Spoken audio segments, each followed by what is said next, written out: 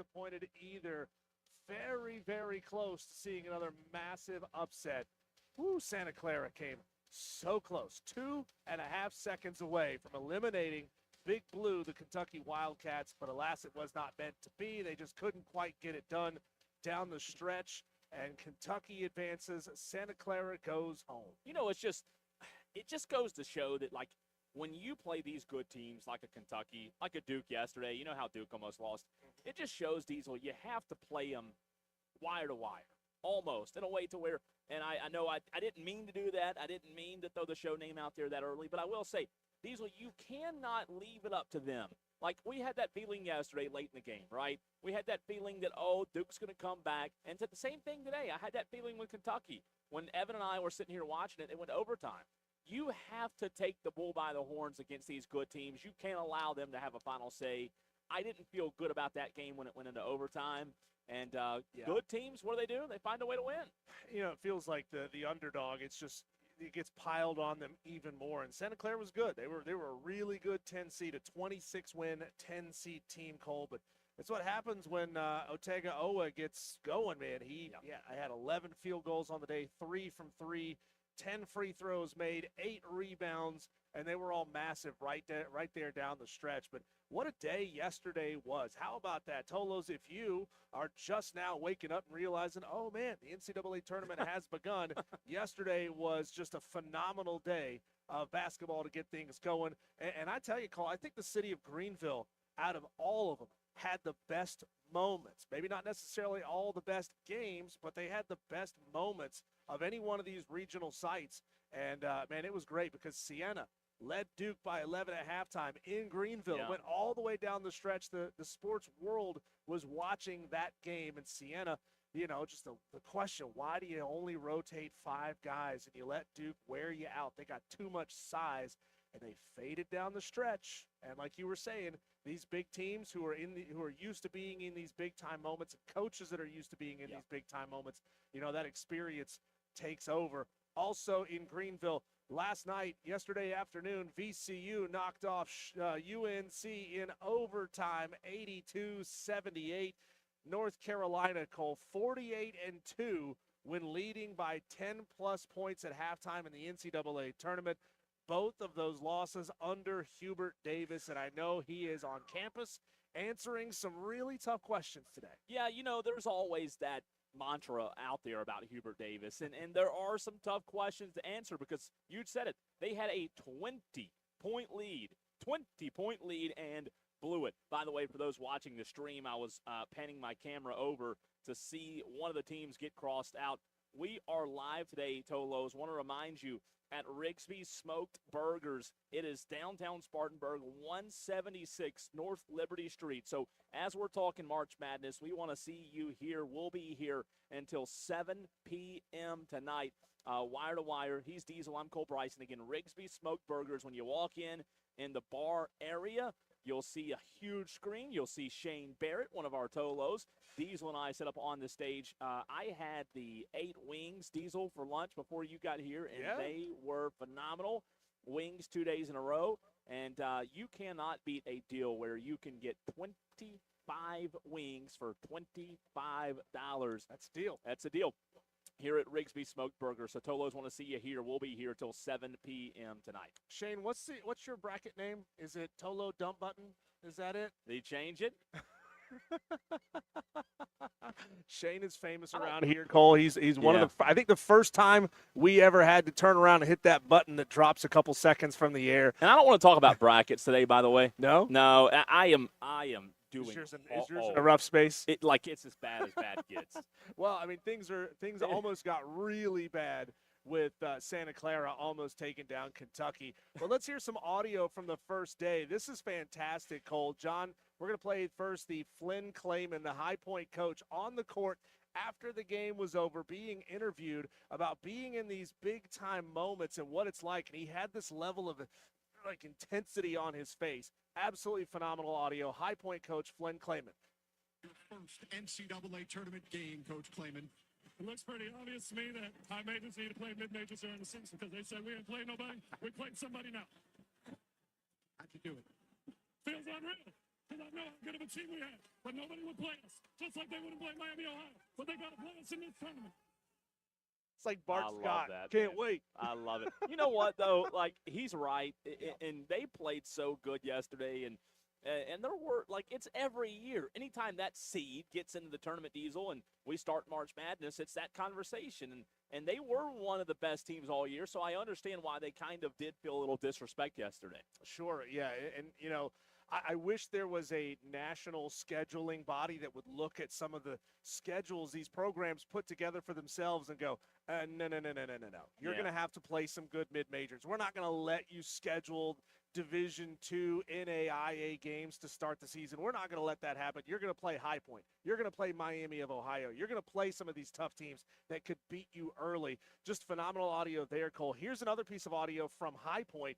These are some young students that are doing what you're doing play-by-play for men's basketball. Oh, this was good. Jimmy Rosselli and Griffin Wright, the High Point student broadcasters. So a little backstory on what you're going to hear here. It's actually cut from like four different pieces, four different situations in that game. You're going to hear the step-back three with a minute to cut the lead to one. You're going to hear the breakaway layup with 11 seconds to go to take the lead. You're going to hear Wisconsin inbounds, a layup that was blocked, and then you're going to hear Wisconsin's desperate heave and intercepted pass. Here is Jimmy Rosselli and Griffin Wright from High Point.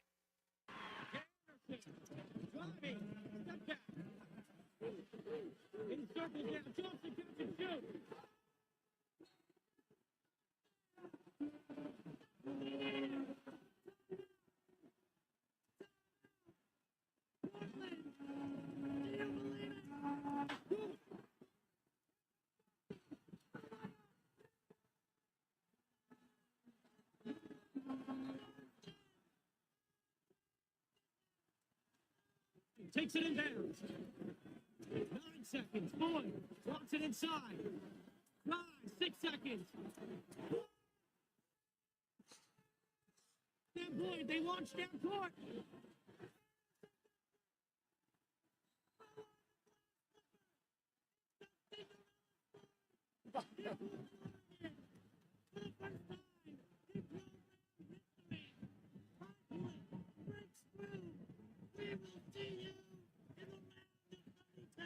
That's a great line.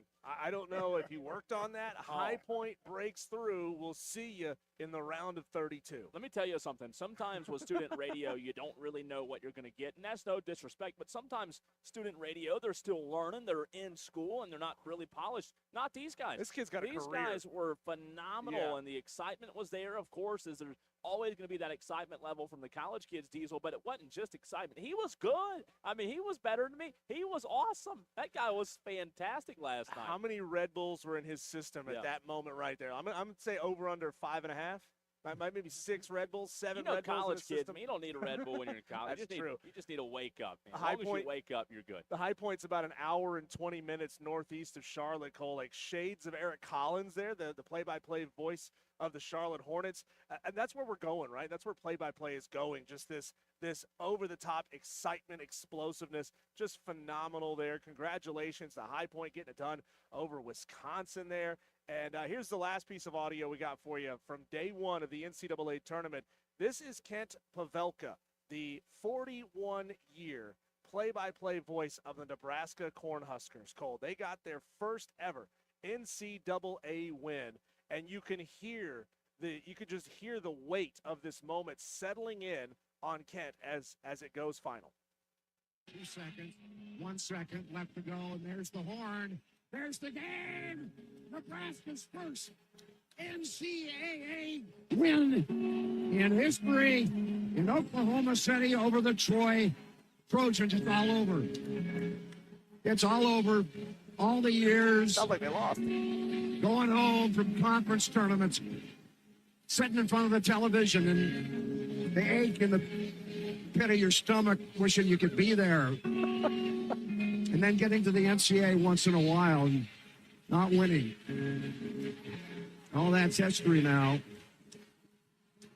And not being a part of it, now you don't have to go home and watch and dream. Watch and dream. That music behind it made it just. It does, right? So melancholy. I mean, it's just kind of like, oh my gosh, that was bad. Just the relief in his voice, right? It sounds like his dog died, right? Yeah. It sounds like a dark moment for him. But Nebraska got their first ever NCAA tournament victory. It's impossible to think that that's their first ever victory. It's crazy in the tournament. It How really about that? is, man. But that's what you love this time of year. You do. Greenville had some phenomenal moments yesterday. TCU beating Ohio State, VCU knocking off UNC, Siena taking Duke all the way to the wire cold.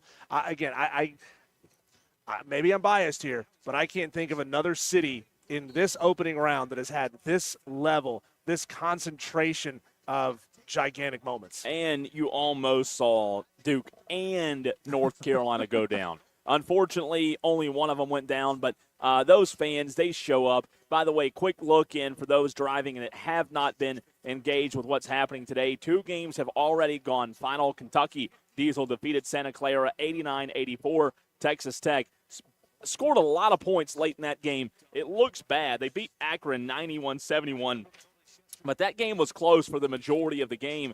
2 games underway right now. Arizona leads Long Island. It's the battle whose tea is better, I guess. 67-43, Arizona leads, and they were favored by 30.5 points, by the way. Wright State, Virginia's the game, though. Tied at 45-45, and last one that just tipped is Iowa State, Tennessee State. It is 3-3. Iowa State and Tennessee State tied up. So 3 games happening underway right now, Diesel. What condition is your bracket in? I mean, if as bad as it could be. Swiss cheese, is it filled with gas pockets, filled with holes? It's absolute bad. But I'll tell you how bad it is. Where I am in terms of the bracket challenge, pretty close to the freaking bottom. Oh. I mean, my bracket is just toast. And I don't know why it's so bad. You'd think I'd be better, but Diesel, here we go. I'll tell you. I'm in 85th place. Oh, man. That's not good. 85th. 85th. I'm going to see if I can find myself on this leaderboard here, Cole. I'll pull that up here in just a second. I don't think I've done quite as badly, but I'm doing far worse than my wife. And her handle is just guessing. Of course. She's just guessing, and she was perfect by the time we left RIGSBY'S Classic Rock Cafe yesterday. She was yelling at me last night as I'm cheering for VCU to knock off North Carolina. I didn't even pick VCU, but I just want to see UNC fall on their faces every opportunity they could possibly do it. But she had herself a good start to the day. I'm in 22nd place. It's not for bad. what it's worth. That's not bad. Which is effectively tied for third. Yeah, you're good because it's a log jam. The first place right jam. now, of course, Tom in Somerville. I don't know how in the world. I mean, what are we doing here? So we got a few Tolos who are tied for first, Diesel. Tom, Mexican Peg Leg. Great name. ESPN fan 1267. Didn't change their name, right? That's their fault. Didn't change their name. Jeff. So I don't know what's Jeff, but Jeff, who picked Iowa State to win it all. He's tied for first. Bold choice, Jeff. Very bold. Ricky B's tied for first, and Leprechaun of Lyman. So 6 Tolos, Diesel, are tied for first as of this very moment. And, of course, if you look at the leaderboard, Tom and Somerville's names at the very, very top. We'll never hear the end from Tom if he were to win this thing. Now that I'm thinking about it, where was the Leprechaun of Lyman on St. Patrick's Day last week? We didn't hear from him. That's a good point. He disappeared. Drunk? I guess. I don't know. He was just not here. But that is. I didn't think about that. Yeah. We didn't get one single Leprechaun of Lyman phone call. Not even from his agent, but you would think that he would wake him up, shake him awake for a phone call, and then put him back to bed till football season. Yeah, but hey, it's been a lot of fun, and we of course appreciate RIGSBY'S now for having us out for a second straight day. Yesterday we were downtown at the Classic Rock Cafe. Now we're at the location on Liberty Street. This place is phenomenal, Cole. Yeah, I mean, this is just an absolutely beautiful venue. There's a huge, 9-panel flat screen TV. Love it. Right as you walk in the front door and take a right, you're going to see that. But around the bar, there are TVs mounted on the ceiling. There are TVs mounted on the wall. You are not going to find a bad seat in the house. And I haven't even had a chance to look over their menu yet. Oh, yeah. But I know it's going to be delicious. I know they smoke their hamburger meat before they throw it on the grill, and then they smash it so you get those crispy edges. And the food here, it smells fantastic. I just hadn't had a chance to have any yet. Well, Shane Barrett's looking at the menu, and he's trying to figure out what he wants. Again, I had the wings, the 8 wings. They were phenomenal. I think I had some kind of honey barbecue flavor, but the menu is fantastic. For those that are in the Spartanburg area, you need to come by. Shane Barrett's pointing at Pitmaster, which is, let's see. Smoked Gouda, Gouda hickory cheese, yeah. smoked bacon, hand-pulled pork, Cheerwine barbecue sauce. God. You had me at the Cheerwine barbecue sauce. Oh, man. So, Tolos, if you're in or near Spartanburg, come out. I think around 4 or 5 o'clock, people start getting off work. This place is going to be hopping tonight. It certainly did pick up last night as well. We want to see you at Rigsby's Smoked Burgers. How about mozzarella sticks, hot honey shrimp? They've got street tacos. They've got signature salads. Diesel, you mentioned the smoked burgers, the Pitmaster burger, the Rigsby's burger, the patty melt. Burger looks amazing, too. Did you eat all that? Heck yeah, I could. It looks good. They got bowls. They've got baskets. They've got buckets, bucket of bones. You can get wings, ribs, celery, fries. Oh, my gosh, you cannot beat that at all. And some awesome milkshakes as well. Rigsby's Smoked Burgers. I know right now, Tolo, some of you still may be at work, but as you get off work, come by, check us out, come and have a few drinks, have some good food with us. We're here until 7 o'clock tonight, and as Diesel said, to our right, Iowa State, Tennessee State's on. This TV is massive. Good Lord, I want this in my living room. You can get it as long as your wife says yes. I keep trying to. We have a 65-inch TV in the living room, which is fine, right? But I keep trying to talk her into the next size up, which I think is like 85. I have an 85. And she's like, "No, we don't need a bigger TV. No, you don't need it. No, we of course don't need it. Right? I mean, Yeah. You didn't say you needed it, but I want it. Yeah. Okay, I want it. You don't need a TV at all, but 85's good. Yeah. But I saw somebody the other day with one bigger in there. I was kind of jealous a little bit, you know.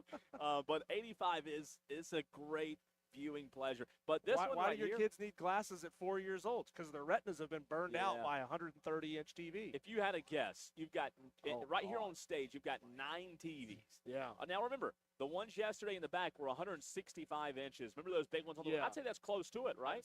That looks roughly like a 65-inch TV, one of these. So that's roughly 180 inches from corner to corner. Yeah. That's enormous. Yeah, that's it's awesome. So we want to see you Tolos here in Spartanburg. Again, Rigsby's Smoked Burgers, downtown Spartanburg. Come out. There's no games in Greenville today, so you don't have anything else going on. 176 North Liberty Street. Shane Barrett, one of our most loyal Tolos, he's here. And we've got, 1, 2, 3 games happening right now, Diesel, but I've got bad news. Arizona, Long Island, not competitive. Oh. It was a 30.5-point spread. It is now 70-45. Long Island. Here's the question of the day. Is Long Island going to cover? 8:42 to go. 70-45 right now, Diesel. They were favored. Arizona was favored by 30.5 points. Now it's 72-45. So they're favored by 30.5. They're trailing by less than 30 right now, right? 72 minus 45, less than 30. I don't know. I would probably lean Arizona, but then again, you said it yesterday. Does Arizona pull their starters? I mean, they're up 72-45. How long do you want to play your starters in a game like this? Who would Arizona face in the next round? I don't have the bracket up in front of me. I will find out the answer. Behind me. Hold on. Arizona would face the winner of Villanova and Utah State, the 8-9 seed. I think now would probably be a good time to go ahead and rest them up. I mean, Long Island's not going to come back from down almost 30 points and make this a game. Pull those guys, rest them. You certainly don't want somebody to have a freak accident and turn an ankle or get stepped on or something like that. Now would be the time to go ahead and do that. Cole, what was that? You can't see it now because it's gone around the corner. Was that one of those robot waiter in Rigsby's Cafe? I've never seen one of those. Yep. That's awesome. Last time I was here, Diesel, at Rigsby's Smoked Burgers, I was waiting on my food, and a robot came around and delivered me my food, and I was like, what in the world is happening? But it's pretty cool, though. Hey, pretty cool. Some people might say that's scary. They don't want that to happen. Other people would be like, I don't want somebody handling my food. I like it. A robot can't cough on my food. I like it. It's going to bring it over here. lickety split. Some more bad news, Cole. I just this news has kind of been breaking the last couple of hours. Unfortunately, Chuck Norris has passed away. Yes, that is bad. I'm looking bad at news. a meme right now that says Chuck actually died 20 years ago, but death only just built up the courage to tell him. I hate it, man. Yeah. And I've seen a lot of good Chuck Norris jokes today that are not like insensitive, but we've been telling each other Chuck Norris jokes for 30 years now. So why stop now? Right. Some really funny jokes about his death, and I mean, he's a legend. He's an absolute legend. So absolutely, R.I.P. Chuck Norris. I didn't realize that he didn't look 80 plus years old. No, it's the what was he that was machine that he used to 82. work out on? The machine that he used to work on. I did it, man. But no one to Bowflex. Yeah. What was that machine called? Anyway, not matter. Arizona leads Long Island 76-45. Virginia, Wright State tied up at 53. Iowa State leads Tennessee State 9-3. Again, 2 games have gone final. Kentucky defeated Santa Clara 89-84. Texas Tech defeated Akron 91-71. Tolos will continue to look at the games happening right now, but in the very next segment, we start to look ahead of the games, or to the games, rather, that have not happened yet today. The very next game, 3:15, Alabama-Hofstra. I know it's 3:21 right now, but I don't think that game has tipped quite yet. We're going to dive into Alabama-Hofstra, Utah State-Villanova, Miami of Ohio, Tennessee, and then tonight, Iowa, Clemson, a lot more to get into. We'll do it on the other side right here on the Fan Upstate.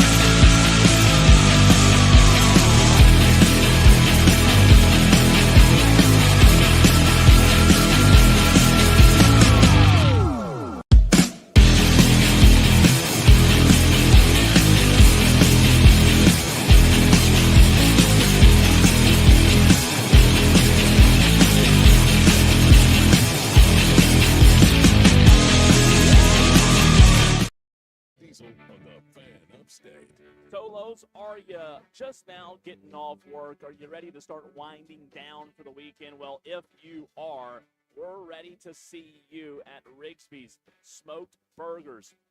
That is where Diesel and I are until 7 p.m. tonight.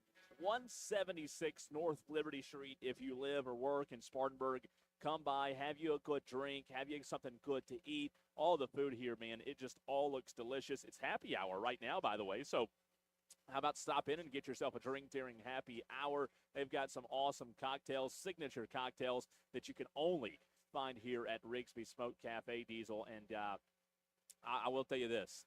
I saw somebody earlier. You mentioned a burger. They had that smoked smash burger. It looked incredible. I was very envious. My wings were good, but I can't wait to see what that burger looks like in a little bit. Did you somehow find a way to mess up and get the wrong thing on the menu? There's no no wrong thing. No, I am a wing.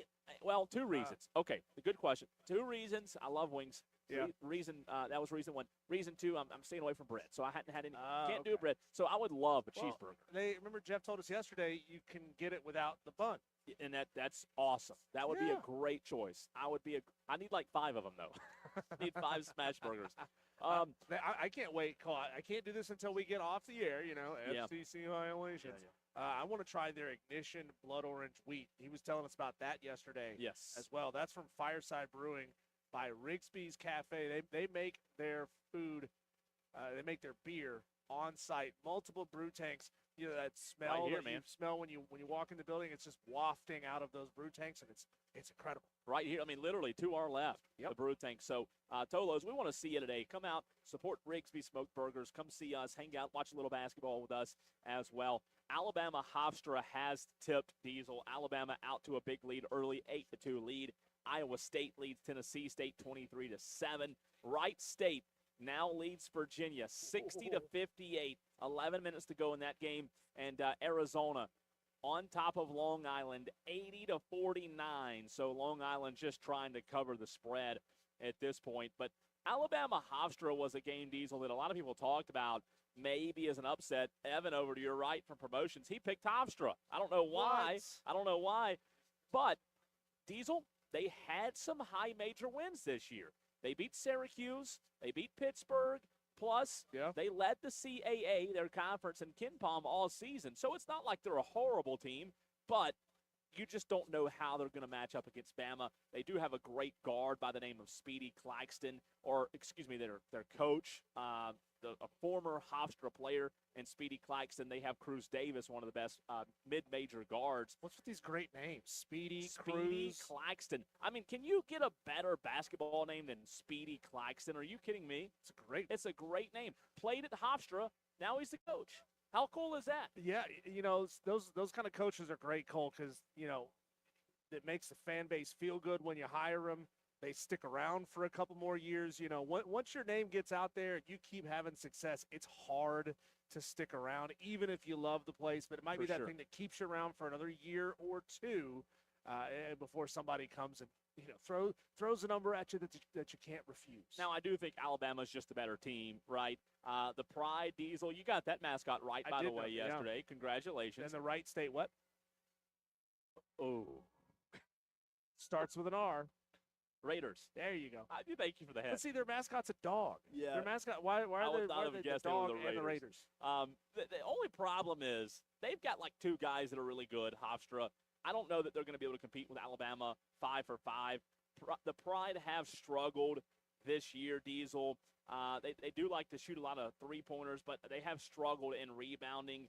They've gotten a little bit better down the stretch in their last 5-10 games, but you can say, hey, they played well at times against CAA teams, and, they played UNC Wilmington, they played Charleston, and the Pride did fine against them. And when you look at those 2 rosters in UNC Wilmington and Charleston, they've got height, just like Bama does, but you have to remember it's more than just height. They have a guy that's a 7-footer. Hofstra does. Silas Sunday. You talk about another great name.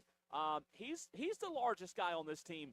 And when you talk about the size, Hofstra, you could argue, has the size advantage against Bama, but there's just so many things that go into factor here. And Hofstra's one of the best teams in the country, Diesel, at defending the rim. They're really good interior. on the interior because of a guy like him. But they've held teams to 44% in the paint on two-pointers this year. So I think they can play with Bama. Let's just see if they can keep it close. Right now it's 8-7. Bama leads. Silas Sunday, a 7-rebound-a-game player. Ooh. Also gives them, gives not really a prolific scorer, Cole, but he cleans up the glass in a great way. You know, one of the things I like about this Hofstra team is that everybody rebounds.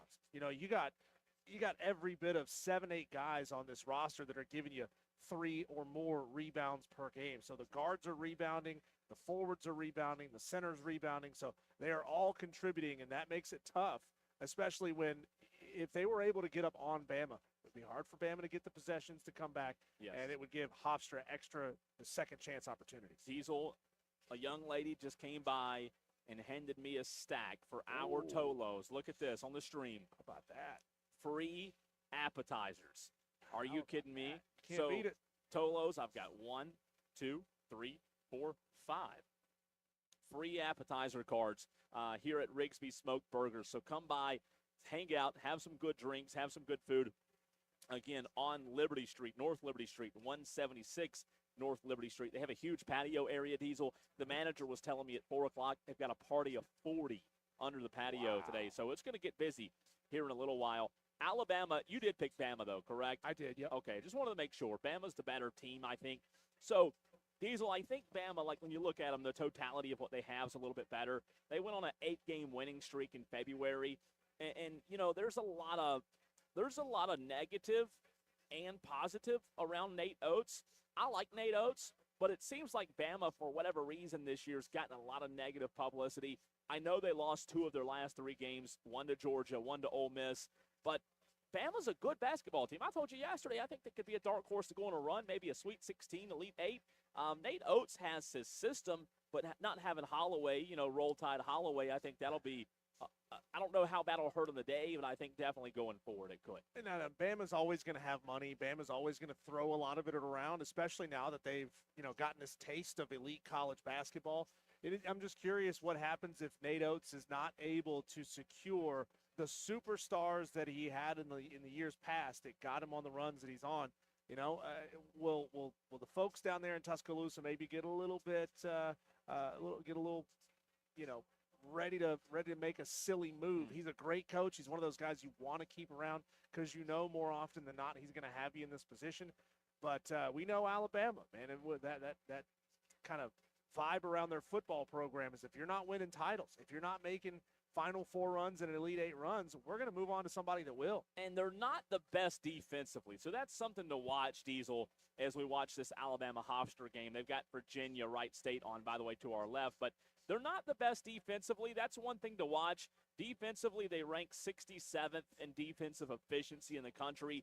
Aiden Sherrill and Amari Allen, they do a good job down low in the front court, Diesel, contending those inside shots. So far this season, they've held opponents to 48%, which is around 50th in the country. The issue for Alabama, Diesel, has been rebounding. This year, for whatever reason, why can't Alabama rebound? Teams grab 32% of their misses against Alabama, which often you look at, what kickstarts an offense, getting offensive rebounds. Oftentimes, Diesel, you get 1 or 2 offensive rebounds. Guess what? You're off and running, and bam, there's that boost. So Bama's one of the worst teams as of late when it comes to rebounding the basketball. And let's see what Hofstra can do with that size I was talking about. 9 minutes to go in the second half. Virginia has just scored to open up a 4-point lead on 14 seed Wright State. Now, Virginia got a little loose with the ball. They made a mistake, and it helped Wright State in that last possession. We'll see how this one continues to develop. Look at that close game over there, by the way. There's a very good chance that we see an upset there in that first matchup, Wright State versus Virginia. This one over, oh my gosh. 30?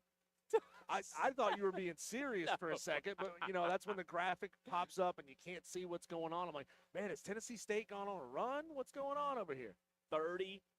Oh, my. Iowa State just kicking the teeth in. 32. Now 32-7. Can they run rule this game? Just go ahead and call it with 10 minutes to go in the second half. Look at that, Diesel, that stat right there that they just flashed on the screen. Tennessee State has not scored a point in 6 minutes. In Tennessee State's defense, Kentucky, now they did come back and win the game. It was the 4.5 minutes down the stretch where Kentucky didn't score a single point. So it can happen to the best teams in America. They can just go ice cold. Tennessee State, not one of the best teams in America, but they're playing one of them, and that's the problem. Alabama leads Hofstra 16-12 at the moment. These are the very next game, Utah State-Villanova. This game's at 4:10 p.m. Mountain West will look a lot different next year, and we talked about that a couple of times. Utah State has a chance to kind of close its tournament streak out on a good note. The MWC, Diesel, has been one of the worst conferences against the spread over the last couple of years, so we'll see what Utah State can do. But Villanova, they're a blue blood in the tournament, so a lot of people, I'm sure, picked Villanova just because of the name, right? People know the name Villanova. I don't know how much of a chance you, Diesel, give Utah State over Villanova. Here's what's weird, though. You ready for this? Utah State is favored by 1.5 over Villanova. So Villanova's the higher seed. It's an 8 versus a 9, but Utah State's favored. So I don't know that anybody really has a good read on this game, Diesel, here coming up at 4:10. Yeah, but Utah State's got a really good star on this team. M.J. Collins Jr., a senior guard. You know me, I love senior play on these teams. It's unfortunately one of those things that's going away from college basketball because guys are bouncing, and then they want to run off to the league. But you got some age on this Utah State team. Collins is scoring 17, almost 18 points a game, Cole. So it feels like he's one of those guys that can put this team on his back. 50% from the field, 83% from the free throw line. Could be one of those situations where if Villanova gets down, they got to start fouling. They're going to obviously try to put the ball in Collins' hand, and then, of course, it's lights out at that point. He is not missing from the free throw line. And Utah State, I think they probably have the size advantage over Villanova coming up at 4:10 in this game, Diesel. When you look at the experience, you mentioned seniors right there. Yeah. I mean, they rank top 30 in Division I in experience. Villanova ranks 78th in experience. Yeah. So that's a big difference. You got two senior guards, Mason Falslev and M.J. Collins Jr., two senior guards, and then you got a big guy down there, Allen. He is a senior as well, 6'5", 205 pounds. He's a guard also. Excuse me, not down there. He's a guard, but he makes his presence felt on the assist because he moves the ball. He facilitates well. I think I like the Aggies in this one. Yep. That's who I picked. I don't remember who I picked off the top of my head, but the Aggies, they use a lot of pace, Diesel. They rank top 3rd in average possession length before a shot. Villanova plays at much slower pace, ranking 269th in pace in the country. And the Aggies, they're a good three-point shooting team as well, and they're averaging a triple on 40.7% of their offensive possessions. So I think if they get in a hole, they'll be able to shoot their way out. Villanova's a good team, though. They finished the season strong. It was an early exit from the Big East tournament, and I think that kind of came as a shock to a lot of people, right, because Villanova got put out so early. But the Wildcats did win, Diesel, 9 of their last 11 games. So you look at those 2 losses, they were against top competition. This team only starts, to your point a minute ago about experience, this team only starts one senior. Only one senior. Their leading scorer, Tyler Perkins, averages only a tick above 13 points. He does have plenty of help, but you're exactly right.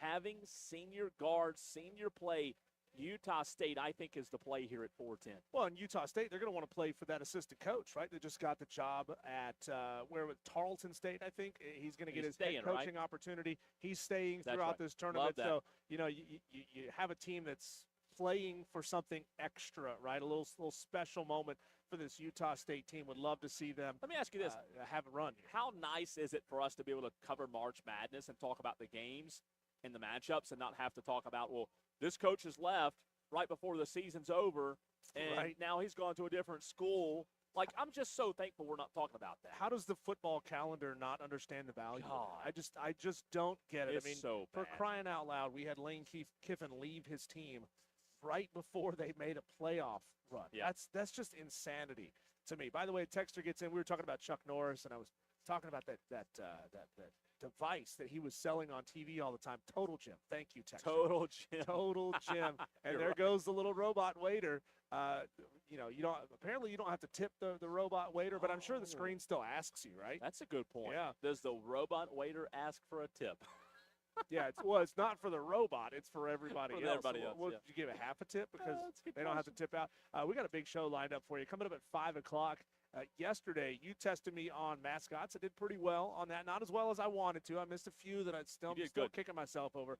Coming up at 5 o'clock, Cole, we're going to flip the script on you and play the game of what state are these teams in. And I'm going to make it even harder on you, Cole. Oh, correct. Instead of just, because there's a lot of these schools that are in this tournament who have the state that they're in the name of the school, right? Sure. Kentucky, North Carolina. For the ones that have the name of the state in the name of the school, I'm going to make you tell me what city it's in. I'm going to be so terrible at this, but I am. Look, I'm going to need all the assists and layups and free throws I can get because I am so bad at telling you where school. Oh, it's going to be if you bad. want, we could go conferences instead. No, I'll be worse at that. It'll be funny how bad it is, though. Yeah, well, that's It'll coming be up bad. at 5 o'clock. Let's see if Cole knows geography. Coming up at 4:20, we'll have John Whittle of the Big Spur. Weren't able to get him on yesterday as we were supposed to, graciously. He's going to come on with us today to chat it up a little South Carolina Gamecock conversation there. No doubt. And John's a busy guy this time of year. We were busy yesterday, so it worked out perfect for both of us to push to today. So we'll talk to John at 4:22. Coming up in the next segment, Cole, we haven't really done a deep dive on this matchup, but there's going to be a lot of our Tolos that are going to be tuned into this one. Clemson, Iowa, a little deep dive on that matchup next, right here on 97.7 FM in Greenville, 97.1 in Spartanburg, 101.5 in Anderson. We appreciate our Anderson Tolos and everywhere on the free Odyssey app.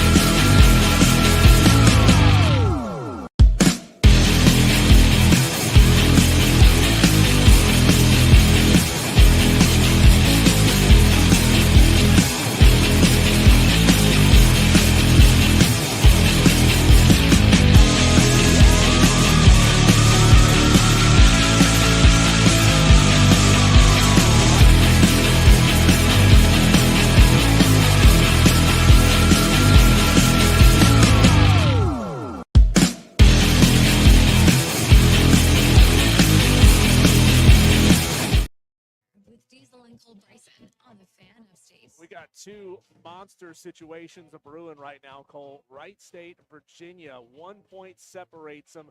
Virginia up by 1 with 3 minutes and 40 seconds to go. On the other TV here inside RIGSBY'S, Hofstra is blowing the doors off of Alabama. They were on a 16-2 run. Alabama throwing up brick after brick after brick. It's an ugly start for the Tide, and they are in a deep hole right now. Still a lot of time to play. Yeah. 8 minutes, 8:40 to go in the first half here. Alabama can figure it out, Cole. But, it's interesting when you see these smaller programs come out with an identity, come out with a plan, and they stick to that plan. They find success against these bigger programs that, look, I don't know if like complacency rolls in, if the idea like this is just a smaller program, we're going to beat them on sheer talent alone. I don't know if that creeps into the mind of these players, but, you hear coaches talk about it all the time. So there's got to be some element inside these locker rooms that makes these guys say, well, we're playing for Alabama. We're just going to blow the doors off of Hofstra. That's just not the case. And there's just so much that goes into a one-off game like this. And I know like games during the regular season are one-off games too, but it's just different in March. And a team like Hofstra, you also really don't know them well. In the SEC, you've got scouting reports. I mean, you've got scouting reports on Hofstra too, but you know the opponents really well inside your conference, right? You know the coaches, Diesel. You know their systems. And a team like Hofstra can come in and go up 10 on you because you don't really know that team well. So right now it's 28-21. By the way, shout out to our lovely bartender, Asia, for changing the channel. It's now on the big screen right here, 28-21, Hofstra leaves. And if you are coming, come by. Asia's the bartender. She is awesome. Have a seat at the bar, grab a drink, and she will be glad to take care of you. RIGSBY'S Smoked Burgers is where we are. They have a specialty cocktail just for us today, Cole. I'm going to try it before I take off out of here. I'm going to try some of their signature beers before I take off out of here. They have the Ignition Blood Orange Wheat, which is something they make right here on site. Excited. And, Cole, we hadn't even got a chance to talk about this because we've had so much to say about RIGSBY'S. They have Jeremiah's Treats here for you. If you love Jeremiah's Italian Ice, they've got it so right here. Clemson taking on Iowa tonight at 6:50, Cole. I'm intrigued about this game because they are such similar teams as far as what they've been able to produce on this season. The spread is 1.5 points in the favor of Iowa, yet the matchup predictor gives Clemson the edge. So I don't think the numbers quite know what to make of this game yet. Yeah, I think this is a weird, interesting game, and we'll spend a lot more time on it in the very next segment, Diesel, at 4 o'clock. But I just don't know that anybody really has a good feel. Ben McCollum's done a really good job in his first year at Iowa, and I like what he's done. I don't know that Clemson's the better team, and what's kind of weird about this, I really don't know that Iowa's the better team. I just think it's an 8-9 matchup. 8-9s are always tough, right? You got a coin, let's flip it. You do, and I really think it's going to come down to one thing tonight at 6:50, and I could be wrong. By the way, McCollum was at Drake last year for a year before he came to Iowa. I think Diesel tonight, and I like both of these teams and what they do, but whoever can be productive late in the shot clock tonight. Clemson, a lot of times this year, you've watched them, I've watched them. They've been a slow team, methodical. They kind of like to drag you down with them in the mud a little bit, right? And, I think whoever tonight can kind of make the clutch shots deep in the shot clock, I think that team's going to have a good chance. But without Welling, does that Welling injury catch up to Clemson against good teams? I think it definitely is going to have an impact on this basketball team. It feels like they're going to have to put a lot on R.J. Godfrey, and he's a good player, right? But Iowa is used to playing really good bigs, and it's not as if R.J. Godfrey is a massive dude, right? He's big, but he is not massive. He's, clocking in at 6'8", 230, but they're used to facing guys on that upper end of the 6 foot, 7 foot range when you're talking about playing teams like Michigan and Ohio State and playing some of the best teams in the Big Ten. If R.J. Godfrey can facilitate well, Cole, and he's not really a big assist guy, just under 2 a game, if they can work that inside out where it feels like they're going to feed R.J. Godfrey and then kick out and get hot from 3, Clemson could win this game, fairly comfortably, but I just don't know that that's going to be the case for Clemson. But if I'm Brad Brownell, that's what I'm working on. I'm trying to feed RJ so that he can kick out for threes. We're going to keep talking Clemson, Iowa in the very next segment. Also, keep you updated in what's going on. The big game right now, Virginia, Wright State. Virginia up 3, Diesel. Up 3 points over Wright State. We'll talk about that and a lot more. Hour number 4 next, right here on the Fan Update.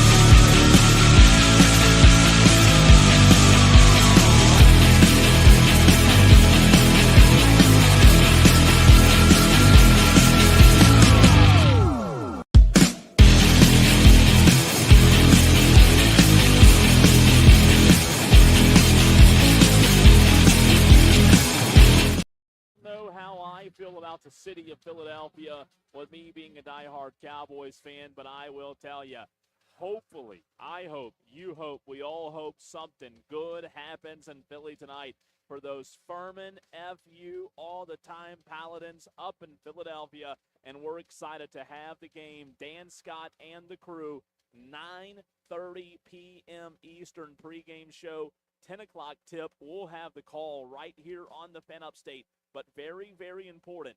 You must use the Varsity Network app if you want to stream the game. You can listen on FM, of course, right here on the Fan Upstate, but these are the Varsity Network app. Dan Scott just sent me the link. I'm going to post it on our socials as well. The Varsity Network app is how you can stream Furman and UConn tonight. Diesel, what an amazing feat it would be if Furman could do the unthinkable. Yes, it would. Can confirm that the Varsity app is a phenomenal way to stream. I mean, I've never used it. A ton of teams are on it. You get the home call and the away call, so you get to pick and choose. Obviously, we know you're going to tune in to the home call, the Furman call, but Cole, are they going to let you back into the city limits of Spartanburg if you keep saying things like "F you" all the time in Spartanburg? We're only like 3 miles from Wofford's campus. I know, but we are the flagship. We are the flagship, so we're pulling hard. Even though I'm a Wofford fan through and through, always have been. But hey, we're pulling. I'm pulling. We're all pulling for Furman tonight to go up there and shock the world. So Dan Scott and the crew tonight. Take your 5-hour energy, drink your Red Bull, drink your coffee. It's going to be a late night. I'll be back in the Ingles Market Studios producing the game tonight for Dan Scott. So if you hear technical difficulties or technical fouls, it's my fault. Go ahead and know to blame me because I will be back in the Ingles Market Studios with Dan Scott tonight up in Philly. So that'll be a lot of fun. 4 games have now gone final today. Diesel, Arizona, squeaked past Long Island 92-58. Squeaked past, right? Virginia did edge out Wright State 82-73. Unfortunately, we're all pulling for Wright State. Texas Tech took down Akron 91-71. Texas Tech scored 51 points in the second half. Kentucky took down Santa Clara 89-84. And there are 2 games happening as of right now. Iowa State demolishing Tennessee State. Sorry for those boys up at Tennessee State, 53-26. And the game everybody has their eye on right now, Diesel, until 4:10 when Utah State and Villanova play. Hofstra and Alabama. It's 32-25. Hofstra now 32-28. Bama just hit a 3. So a big game happening. We've got it on here at Rigsby Smoked Burgers, Diesel. Yeah. You and I both picked Bama, so we better hope the Tide roll this thing up like their star player did a couple of days ago. Hey, I see what you did there. Sorry. Alabama, now they're picking off passes. They're getting out on fast breaks. Now, Phylon, he missed the layup there, but he did get the foul. So he has an opportunity now to pull this thing within 2 points. Man, you hate it for Hofstra because you wanted to see him be able to pull this thing off, but I don't know, man. Alabama's too big, too long, too fast, and they love to get out and run, and it's hard to keep up with these guys. We'll see. We'll see if they could somehow, some way do it. Before we dive back into Clemson, Diesel, and make some official predictions on that, and also look at some other games tonight, we also have John Whittle of the Big Spur coming up in about 18 minutes on the show. We want to remind you, Tolos, if you just tuned in out there in Spartanburg, we are live in Spartanburg at Rigsby's Smoked Burgers, 176 North Liberty Street. Shane Barrett was here a few minutes ago, Diesel. You've already ordered a burger. What kind of burger did you get, by the way? I got the Pit Master because that's what Jeff told us yesterday is the most ordered burger inside of Rigsby's. Now, what makes Rigsby's Smoked Burgers so special is that they smoke the hamburger meat before they smash it on the grill into a smash patty. And this one, Cole, this is the one that's got the smoked Gouda cheese, which I love, hickory smoked bacon, which I love. Who doesn't? It's got hand-pulled pork on top and Cheerwine barbecue sauce. Good Lord, it's all my favorite things stuffed between 2 buns. I can't wait. They've got street tacos. They've got chicken quesadillas. They've got hot honey shrimp. They've got some salads as well. And then if you flip over to the back of the menu, how about hand-breaded chicken tenders? You can have them sauced and tossed and your favorite sauce. And then even look back here. pizza in the Goodness brick gracious. oven. You can actually see the brick oven from where we're sitting, Diesel, here at Rigsby's Smoked Burgers back in the corner. How about this? Cheese pizza, garlic cheese bread. You can build your own pizza. They have all kind of different. Is that my food coming on the robot? I bet it is. Let's I see. think it is. Let's see. Oh Is the my God. robot delivering Diesel's burger? The robot, maybe. Yes, it is It's a- delivering Diesel's Oh, my God. smoked burger. Let's see. Here it comes. Oh, Evan got one goodness too. Gracious. Did you get the same thing, Evan? Oh, Let's my see what we gosh. got. Look This is the at Pitmaster, that. right? That burger. It's hard to see on the stream. I know this plate is a million degrees. Look at me, Diesel. So I'm going to set this. Let me get a good picture of you first. You Oh, my- smile. That's a Pitmaster. Oh, man, that looks Woo, good. That looks good. I'm going to have to put this on this seat over here because that thing is a billion degrees. You want to do a hot. live? Oh, it's hot. You gotta I'll let it do. cool I'll off. do a live taste. Do a live test, taste test of the burger. Yeah. All right. So here's what we're going to do. I'm I gonna pull cannot this away. wait. Here we go. Live play-by-play. All right, Scott, God, this have you burger- had the, what is it, the Pitmaster? This burger is big. Pitmaster. Could you toss me? Here we a, go. Here, just set it Pulled down there. Just set pork? it down there. Hand me a napkin Oh, there because man. I know this is going to go everywhere. Which the I best, want you to make a big mess. everybody knows that the best burgers is a messy burger. Here So we go. Here we go. Big bite. Here we go. Big bite. Big bite. Like the McDonald's CEO. There's the, that was a massive bite, Diesel. How What? is it? Good? Well, So good? It looks so good. That was the Pitmaster burger. it's all over my face. It's dripping down the side of my mouth. You get that cheerwine flavor. Sorry, Oh, let me bring man. this back over. You get that cheerwine barbecue sauce flavor immediately. That pulled pork is so good. 10 out of 10. Oh, it's fantastic. It is incredible. That looks great. That And looks the great. problem is I got to wait another 10 minutes to finish this thing off because You we do. got a radio show to do. You do. They have great wings. They've got milkshakes. They got great desserts as well. You can get your hand breaded tenders tossed in your favorite flavor. And then don't forget about those specialty pizzas in the brick oven here at Rigsby's Smoked Burgers, Nachos Grande. They've got Caesar salad, smoked beef chili. Build your own burger as well. And they also have chef-crafted sandwiches like the Chicken Club, crispy fried fish sandwich, a beef Philly, buffalo chicken wrap, pulled pork sandwich. You can't go wrong, Diesel, with any of the items here at Rigsby's Smoked Burgers, downtown Spartanburg. We're here till 7 p.m. tonight, and maybe you're hearing about the upstate Rigsby's for the first time. Make sure you put it on your to-visit list because yesterday, Classic Rock Cafe, and then today it's Smoked Burgers. This food is just phenomenal. I would have been happy with just the pulled pork sandwich. Yeah. In that cheerwine barbecue sauce. That's incredible. That That good, is huh? Really, really good. Quick scoring update. It is halftime. Both games at the half. Alabama leads Hofstra. They have retaken the lead. It's 37-35, and Iowa just barely squeaking by Tennessee State, 55-29. I think Scott's getting a Sharpie because he's already writing Iowa State. They're up 55-29. And then the women's bracket. They have the brackets printed large on the wall behind you and I, and the women's bracket, Diesel, starting today for the very first time. Obviously, Clemson with a big weekend in Columbia. A couple of women's scores for you, Diesel. Baylor leads Nebraska 58-55. On the women's side of things, Washington leads South Dakota State 70-48. Maryland on top of Murray State 51-35. Ole Miss, the Lady Rebels, lead Gonzaga 29-19. A couple of games that have gone final today, Diesel already. Duke beat Charleston 81-64. TCU beat UC San Diego 86-40.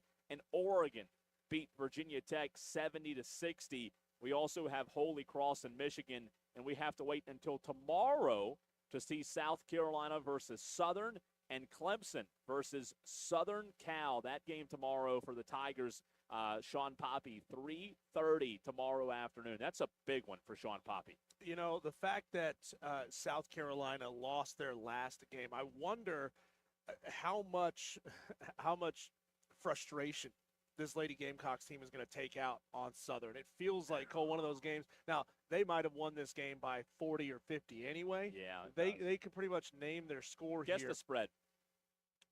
35 and a half. Good try. Is it more? 53 God. and a half. That's sad. South Carolina just women sad. favored by 53 and a half. Is that not crazy? Scott from Rigsby's shaking his head. 53 is a lot of points. You know, 53.5 points. We've talked about this with Lulu Kesson, and I fully believe that this is going to continue to shift in the future. You know, as more and more and more attention and money is getting pumped into women's basketball. We just saw last week where the Women's Players Association agreed to a new deal with the WNBA to raise the league minimum salary and to raise the salary cap to $7 million. That's quadrupling what the salary cap was before for WNBA teams. As the money is there, as the attention is there, you're going to see more and more high-level players making their way into women's college basketball. And you're going to see, instead of it being really only 4 or 5 teams that have a chance to go make a run and win a national championship, and I think now it's growing into that 10 to 12 teams that could do it. I think it's going to continue to get bigger and bigger, and you're going to see better games across the board as this game gets more attention. Diesel, the big story that we haven't touched on, we've got to touch on this before we get to John Whittle coming up in about 15 minutes. 4:25 today, Miami of Ohio versus Tennessee.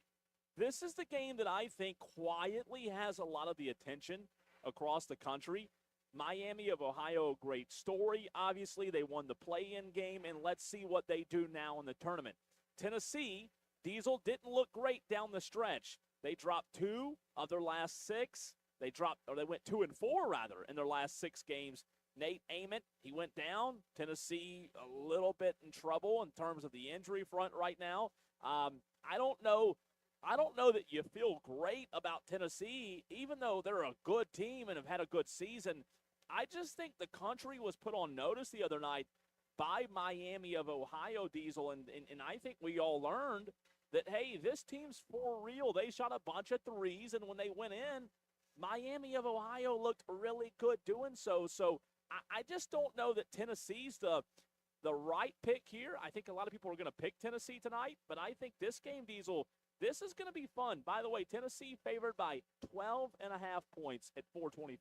You know, I've heard kind of a recurring theme, whether it be from Flynn Clayman from High Point or Travis Steele from Miami, Ohio. They keep talking about hunting, Cole, and that's the best part is if you're in this tournament, if you're in this position, it's a smaller school, you know that everybody's betting against you. You know that you've had very limited opportunities to play teams like this over the course of your season. So, you know, they're out there playing essentially with house money. There is nothing to lose. They don't have to play tight. We've seen Kentucky play tight, nearly cost them. Duke played tight, nearly cost them. North Carolina played tight. It cost them. So, you know, I don't know if these players for Tennessee are looking around, reading box scores and seeing what's going on. But, you know, maybe they're shaking in their boots a little bit saying, oh, wow, big teams are going down a lot in this tournament. We have to put this thing away early or else this Miami, Ohio team could make a run on them. Well, I think to that point, Miami of Ohio has Tennessee's attention. They definitely do. Now, Tennessee's got some dudes. Jacoby Gillespie, he's had a great collegiate season, his final year in college basketball, Diesel. Gillespie's led the Vols in scoring over 18 points per game for an offense that averages over 80 points per game. Gillespie was a massive transfer portal acquisition for Rick Barnes this offseason with the senior guard previously playing for Maryland and Belmont. So a big-time transfer portal guy. Tennessee is very versatile at the guard position. Gillespie can also assist very well. He's right now at 5.5 assists per game. And Tennessee has a dynamic duo that leads the country in one of these categories when you look at the KenPom rankings. So I just don't know where I am on this one quite yet. I think a 12.5-point game for me does feel like maybe a little too many points there. Defensively, Tennessee's good. They rank 15th in college basketball in defensive efficiency rating, Diesel, per KenPom, allowing opponents just under 69 points per contest. And that's remarkable when you look at the schedule they've played, how tough their schedule's been this season. So I don't know. I don't know that I'm picking Miami of Ohio, but I also don't know that I feel comfortable taking Tennessee in 12.5 points. That just feels like a lot of points unless Miami of Ohio just somehow, some way goes ice cold. You know, they do like to shoot a lot of threes. They did the other night in that play-in game. I don't know where I am on this one quite yet. I think I'm going to pick Tennessee in a close one, but it wouldn't shock me either way. Who'd you pick in this one, by the way? I picked Tennessee to win it, but against that 12.5-point spread, oof, that is big. But hey, It's a lot of points. I think, like I said, I think Miami keeps it close. I think Miami beats that spread, Cole, because there's just a mental toughness with this Miami team that I think can keep them in the game against anybody. And that's just one of the unique things about March Madness. It does give you a little caution when you talk about laying that big of a number. And if there's one area, Diesel, that Miami of Ohio lacks that could get them into trouble, I think it's their size in the paint or their lack of size. I think that could be an area of trouble. They only have one guy in their rotation that goes above 6'8" for Travis Steele. So that could be an area of concern. I do think Tennessee will be able to dominate the boards, but I do think it'll be a good game. Real quick, let's go to the phone lines. TA in Spartanburg wants to chime in before we have a guest, John Whittle, here in just a few minutes. We do have time for TA real quick on the phone lines. What's up, TA? Hey, guys. Did either one of you, Cole, Diesel, did y'all ever watch Fred Sanford? Yes. Love Fred Sanford. Don't you smack them lips at me, TA. Don't smack them lips at me. Diesel, you big dummy. What are you down? Are you still trying to mathematically include yourself into your tournament bracket to win it? What are you down to now? What do you mean, what am I down to? Your bracket? How many? Bracket? Yeah, well, yesterday you were down to 56 wins you had to have. How many you need now? I need 12. I need 12. But the big one is coming, man. I might have a coronary just from this burger over here because this is delicious. TA, you're in Spartanburg. That's right. Why are you not inside RIGSBY'S right now? Why is the call not coming from inside the house? I'll give a shameful plug to I've got to umpire a varsity baseball game tonight in Chesney. I do. What do you have? The NFL's hiring scab umpires. Why not one more in this varsity game? No. I'm a scab high school umpire. That's right. What game do you have, TA? I got Chesney, and I think Chapman's coming in. All I see is Chesney on Arbiter, but I'm pretty sure they're coming in. Who do you also, like, Miami of Ohio or Tennessee? Man, as much as I hate to say it because it probably won't happen, I'm going to take Tennessee, even though Miami of Ohio, you can't give an undefeated team no chance at all. A team that don't even know what it feels like to lose. But, Diesel, last question. How far did you have North Carolina going? I had North Carolina. Well, this is fascinating. We had a call yesterday from Tallahassee Todd that said North Carolina could win the national championship. And I don't know. We haven't heard from Tallahassee Todd yet today. But I had North Carolina I had them winning this game, but I had them losing to Illinois in the round of 32. Me too. That great pick, guys. Okay, well, I'll take the big dummy away, even though it's been a rough year for everybody's bracket is busted right now. Happens every year. I'm sure that burger's good. I wish I could get over there and get me a tasty burger. I'm sorry I can't, but you guys are doing a great job as Thanks, always. man. It's a great time of the year. Y'all have a great day. Appreciate the TA. call. Thanks, Good TA. stuff. All right, guys. When Really we good stuff. come back, let's talk South Carolina baseball, Cole. I'm not going to lie. It was hard to prep for this interview because it's like, how do you ask questions about, upsides and things that he likes, what's going on? There's not a whole lot happening down there in Columbia that the fans are excited about, but let's dive into it with John Whittle of the Big Spur next right here on the Fan Upstate.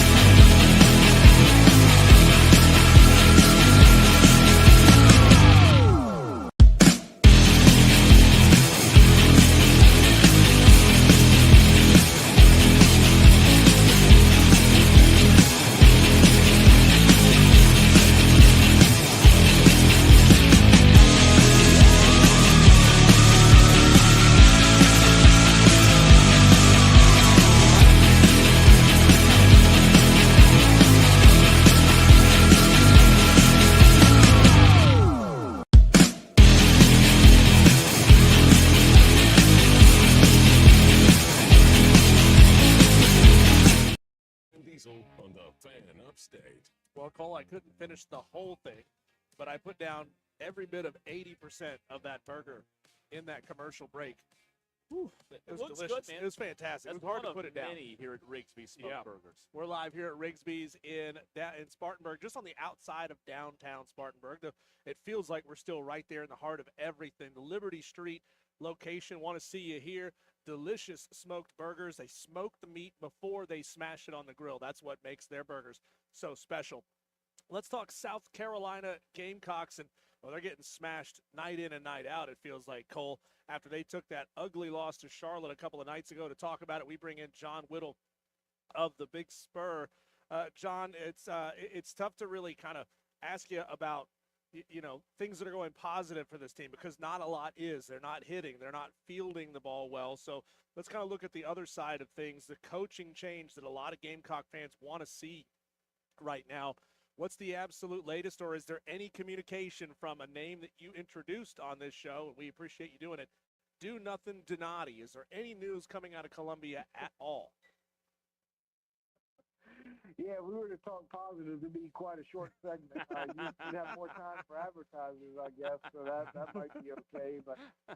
But no, I mean, honestly, I mean, if you take a step back for just a minute, like, you had to know that this year wasn't necessarily going to be great, right? And if I don't think you make a change after 5 weeks. We've only played 1 weekend in SEC play so far, so I think you got to give a little bit more runway before making making any kind of change. I'm not going to rule out a mid-season coaching change here for South Carolina's baseball team. It's not something that it's not something that I thought was going to happen for men's basketball this past year, or football, or anything like that. It's something that was pretty easily able to be ruled out, but I can't rule it out for the baseball program. So while I wouldn't tell you anything's imminent or coming, in the real near future, is certainly something that I think is on the table before season's end. John, I know there, like you said, there's not a lot of positive to talk about, but, it is interesting because when you look at what Gunther did against Florida on Friday night, after that loss to the Citadel where they lost 8-3, they come out on Friday night, and if this were a normal year, you'd look at that 1-0 loss and probably, I guess, in a way, not be too upset about it. Obviously, it's not a normal year, but South Carolina, even though, and correct me if you disagree with me here, the Gamecocks didn't look bad, in my opinion, in that game. They got their bats going a little bit more on Sunday, but it was just the arm of Gunther and a lot of really good relief pitching in that 10-inning stretch on Friday, March 13th. Is that something you think they can draw positives from down the stretch here? Oh, yeah, and your pitching was good on Saturday, too. I mean, they've got some bullets down there from a pitching staff standpoint. So, I think especially with teams that aren't great offensively, like, you're going to be in some games. And Florida was near the bottom of the league offensively in a lot of categories, and Arkansas is near the bottom of the league in offense in a lot of categories. So, like, I think this series this weekend can be a little bit competitive, too. If you get some good starts on the mound. And Arkansas especially has played a lot of tough, tight, close games, and won most of them, but they've played a lot of tough, tight, close games. So I think that there's a chance for that to be the case again this weekend.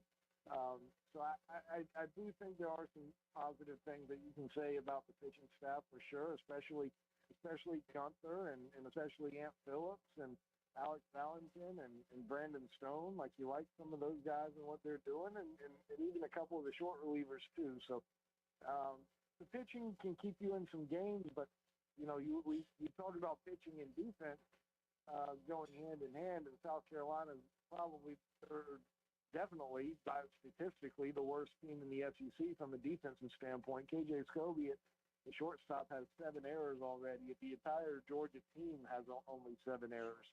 So, you've got pitching and defense go hand in hand. but South Carolina's lost the defensive side of things. So, they're going to have to be really good from from a pitching standpoint, and hope to strike some guys out, not give away, 8 unearned runs like they did on Tuesday against Charlotte. John, talking to John Whittle of the Big Spur, it's hard to point to the too often used kind of talking point of the team's given up on the coach this early in the season. But, you said it, a lot of errors, 5 errors in the game against Charlotte. 3 of them were infield position throwing errors. One was a wild throw on a pickoff attempt. Another was a dropped fly ball. I mean, these are guys that were recruited to play at SEC schools, not the Bad News Bears. So what do you attribute these constant errors occurring? Is it just a lack of focus? Is it preparation? I mean, how can you explain guys that should be good at fielding and throwing not being able to field or throw? Well, a couple of things. First, I went into this year saying that this is not going to be a very good team defensively, and that has certainly come to fruition. But I will say I didn't expect them to be this bad defensively, and didn't expect them to be this bad across the board. I think one of the biggest issues is this team just doesn't have any confidence, because I don't think they feel like their coaching staff has any confidence in them. I think they're bringing their struggles at the plate out to the field. But when you're taken out whenever you make a mistake, you get benched. Whenever you don't have a 2-for-4 day at the plate, like when the lineup is constantly rotating like it is, baseball players, feel like their coaching staff just doesn't have faith in them. And, as you guys know, baseball is a game largely of failures. I mean, that's, you get 3 hits out of 10 at bats, you're doing pretty good. And so you're getting out 7 times out of 10. And, if you don't feel like you've got the trust and the faith from the coaching staff, that manifests in different ways, and one of those is the confidence you play with in the field. And I went to basically every scrimmage in the fall and in the preseason, and I don't know that KJ Scobie made 3 errors the entire time combined between the fall and the preseason scrimmages, and now he's sitting there with 7 through 22 games. I mean, what does that tell me? I mean, it tells me that he's not playing with the same level of confidence as he was, when back in the scrimmage time. And I think that's a big deal right now for South Carolina.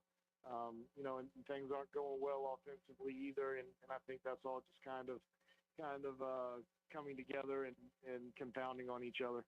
John, one of our callers brought this up, was it earlier this week or last week? I actually was intrigued by his call, and I think this was after the loss to Charlotte, so it would have been on Wednesday. But, you said it there. You don't feel like, a lot of people don't feel like this team has a lot of confidence in themselves. And the caller kind of brought up an interesting point, John, and I want to get your thoughts on it.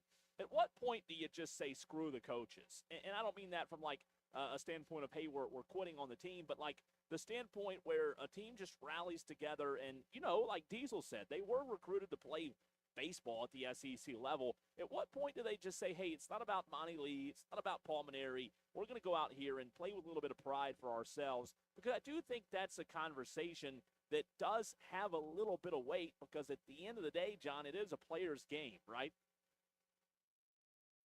Yeah, and I understand where you're coming from. And, I think that if there were some team camaraderie, then I think that might be a thing. But, I think we talked about on the show last week how I think a big problem is there's not much camaraderie on the coaching staff, and that trickles on down. And it's one of those things where you have 10 players off of last year's team. You got 26, I think it is, 25, 24, 25, 26 new players.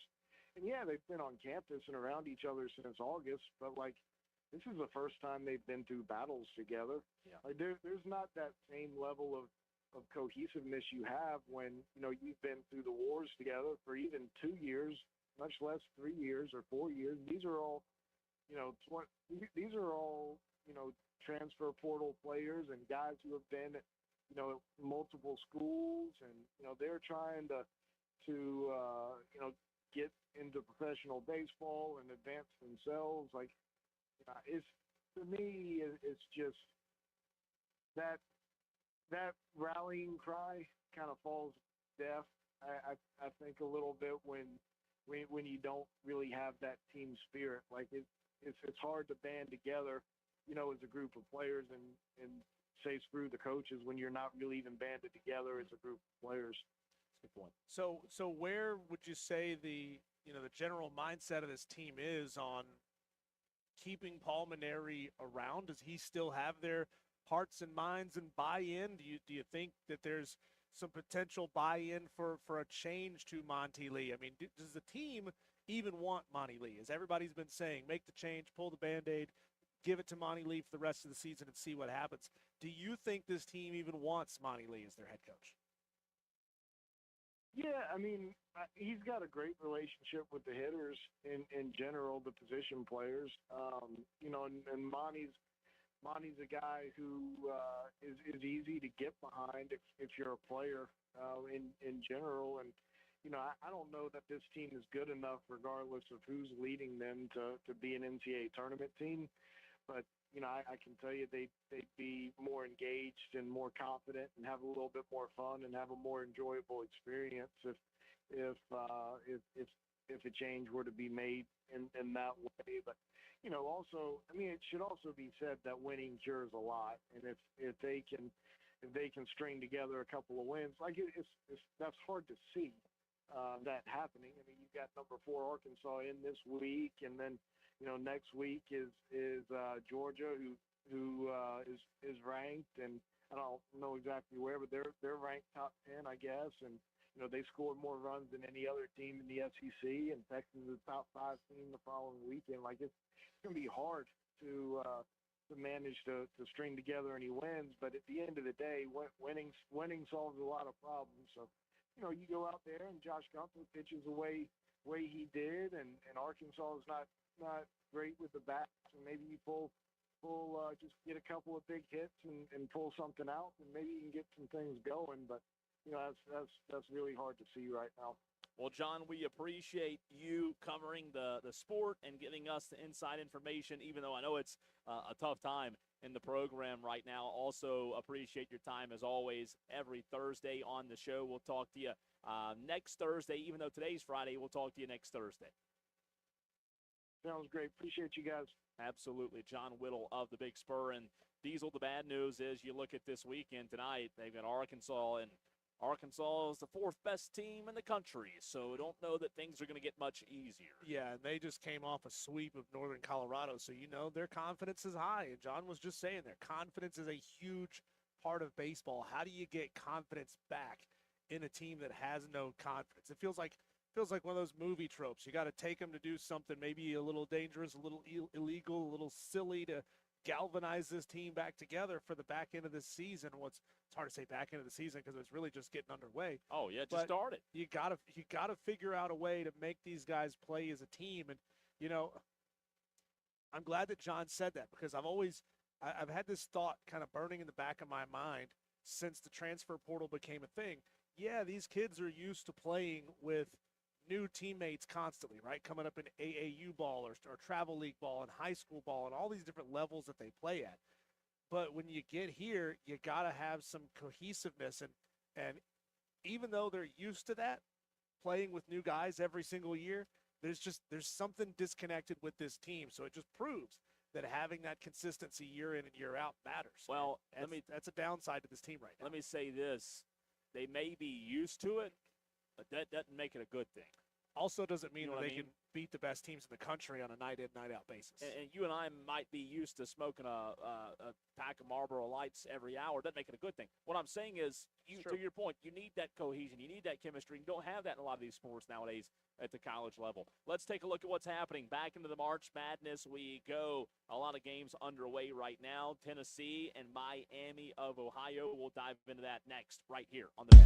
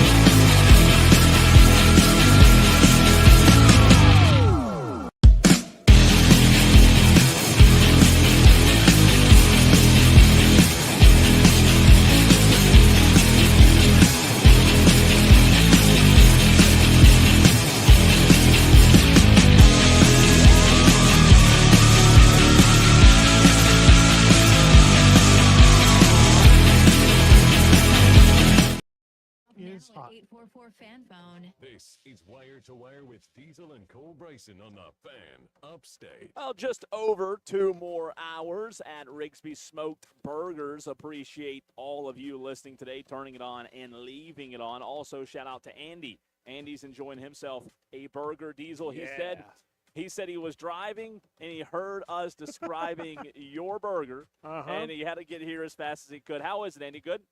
That Really was the Pitmaster. That's the name of that yeah. burger. If you're on your way here to Rigsby's or you come to Rigsby's in the future, we'd love to see you today in the next 2 hours. Yep. But next time you come here, get that Pitmaster. You might not have to eat lunch before you come here for dinner. If you get it for lunch, you might not eat dinner. Yeah, it looks good. Afterwards. It is incredible. He also said he had to come see that stupid robot delivering the food. The robot, man. That's crazy, Cole, because that's now the second robot that I've seen today. I had to make a stop at a gas station on the way here today, and they had a robot mopping the floors. AI, crazy. man, it's where we live in. A couple of quick scoring updates for you. Iowa State leading Tennessee State 82-47. Oh, God. That one's long gone, right? Stop, you're killing him. 11 minutes to go, unfortunately. In that one, 14 minutes to go in the second half between Alabama and Hofstra. It feels like that game's going by quick. Alabama leads Hofstra 52-41. Utah State, Diesel on top of Villanova. This is the big game to watch, too. 31-27, 6:38 to go in the first half there. And then Tennessee and Miami of Ohio. Tennessee leads by 3. They just took the lead, and they just got a defensive rebound, got the basketball back. 16-13 Volunteers, 13:23 to go in that one. I am interested to see if Miami of Ohio shoots as many three-pointers as they did the other night in the play-in game, because they were letting them fly. Well, 22 just chucked one from maybe 8 feet. Byers just chucked one from 8 feet behind the line. I mean, he's way out there. He got Tennessee's defender to get off his feet, but then he chucked one out there anyway, and he barely caught They've that. shot 8 already. 8 three-pointers already. And speaking of already 4 games, Tolos have already gone final. Kentucky defeated Santa Clara 89-84. Texas Tech defeated Akron 91-71. Virginia defeated Wright State 82-73. That game was nick and tack all the way until the finish. Virginia pulled away at the last minute. Arizona just completely devastated, wrecked Long Island University 92-58. So 1, 2, 3, 4 games happening right now at this very moment. The next game, Diesel, to tip is 2 hours from now. So we have these 4 games that will lead us all the way into the Clemson-Iowa game. And that's the game we've talked about. And Iowa, a 9 seed, Clemson, an 8 seed. You picked Iowa, didn't you? I did. I'm sorry, Clemson fans. I'm going with my head because I got a bracket to win here. Yeah. I'm not doing a great job in the bracket so far. Doing better than me. But I can't just go off my heart, even though Dewey says we should be fired for not picking the local teams. You know, I am interested in this game for a lot of reasons, obviously, because it's Clemson. But, man, I just wonder if Brad Burnell can live on that defense one more time, because he's lived on that defense so many times this year. And look, I know Clemson fans didn't like the way that team ended down the stretch. But when you talk about a team, Diesel, that lost everybody last year except for Dylan Hunter, I think Brad Burnell's done a good job this year with what he's had. They play defensive-minded, disciplined, and that Clemson slow pace, by the way, I think it's going to be tough. So we will get back to the Daily Wires a little bit later. I know we have them right now. John, sorry about that. We never got to them, and we're running out of time. So we'll get to them a little bit later in the show. Yeah. But just a couple of quick thoughts on this Clemson-Iowa game as it creeps up, Diesel, because I think that Iowa, you could argue that Iowa is the better team. I just don't know that Clemson has the depth consistently. At times this year when they've been their best, at times this year when Clemson's been their absolute best, they've relied on that bench to have some guys step up, and that's going to be pivotal tonight for the Tigers. Yeah, it is. And, you know, I like Clemson if they can keep it close down the stretch. I like their ability to get this thing done, because something about Iowa, they have a hard time finishing ball games, Cole. They lost 4 out of their last 5. Yeah. And of those losses, I think the biggest defeat was a 9-point loss to Nebraska. Other than that, most of these games were 1- and 2 possession ball games. So there's something about Iowa when Sure. they can keep it close, but they can't get over that hump. You know, coaches talk about winning time, that last 5 minutes of the ball game where you know your legs are tired, they're out from under you, it's hard to focus. Something about them, they just don't have what it takes to win ball games close. And again, you've got to remember an interesting aspect of this game tonight, Diesel. Ben McCollum, first year, not only has he done a good job getting his team to the tournament, but how does a first-year head coach coach? How does he play? How does the team play in a first-year tournament game? The first time this team's ever been in tournament game. Now, this is a team that finished 500 in Big Ten play. I wasn't overly impressed with what they did in Big Ten play. They did stumble in the last month of the season, Diesel. Iowa only won 3 of their last 9 basketball games. So for as much as concern as you and I have had about Clemson down the stretch, you can almost say there's equal concern about Iowa because they haven't been good. Yeah. And when you look at their offensive and defensive efficiency, they're not bad. They're not great. I'm almost identical on both ends, Diesel. 31st most efficient offense in the country, 30th best defense, and this team's identity is that methodical half-court pace. They are 357th in tempo, meaning they're not a team that wants to get up and down the court tonight. Yeah, these two teams are so similar, Cole. I mean, this is rocking a hard place. This is, you know, two teams that want to play the same style of basketball. It's going to be a fun one. I really think it's going to be a fun one. It may not be one of those sexy light up the stat sheet kind of games where somebody's going to score 25 points and you know, you're not going to see teams running the floor and high flying, but I think you're going to see a grinded out kind of basketball game. If you're a fan of defense, this is the game you want to watch tonight. Well, Bennett Sturts is the guy for Iowa that stirs the drink, if you will, because he's a ridiculously good playmaker. He's a good shot maker, and they're a connected unit, and Sturts, like this team goes as Sturts goes. So if you're a Clemson fan tonight watching this game, be ready to hear about Bennett Sturts because he is the guy for Iowa. Now, defensively, Iowa's opportunistic defense with their steals and deflections, Diesel, but an area they haven't been great this season is the physicality in the paint, on the glass. So I think when you look at these possessions, I mentioned this in the very first hour of the show, they don't really have a true rim protector. Iowa don't. So who rebounds the basketball better tonight? Who can make the clutch key shots late in the shot clock? I think those are all going to go into tonight's win. I'm going to stick with my bracket pick. I'm picking Clemson tonight. Give me the Clemson Tigers. You like it? Okay. To take down Iowa and Ben McCollum in his first season. Well, you know, they're going to try to key in and crash down on Bennett Sturts and slow him down. He's 20 points a night, really good player, 4.5 assists, does a decent job facilitating, Cole. But, you know, he's that one guy. If you can slow him down, if you can find a way, granted, every coach that's played him this year has tried to slow down Bennett Sturts, and they hadn't been able to do it. Man. If they can do that, and Clemson early in the season, when they were on that run of 9 straight games, they were playing elite lockdown defense. If they can play some shade of that, I think they got a shot here. I think so. Should be a good game. I'm excited for it. And not only Clemson tonight, but Furman in action. You'll hear the Furman game right here on these airwaves tonight. 9:30 pregame, 10 o'clock tip. We'll have the Furman broadcast for you with Dan, Scott, and crew at 9:30 tonight for the pregame show, Diesel. Yesterday, I got 56 of the 68 mascots in this tournament correct. I'm still mad at myself for not getting 58 or 59 of them. There are 3 or 4 of them that I knew, and I just couldn't pull them out of the ether. We're going to flip the script, turn the tables on Cole Bryson right now, see if he knows where these schools are. Does he know what state they're in? We'll find out next. Clear.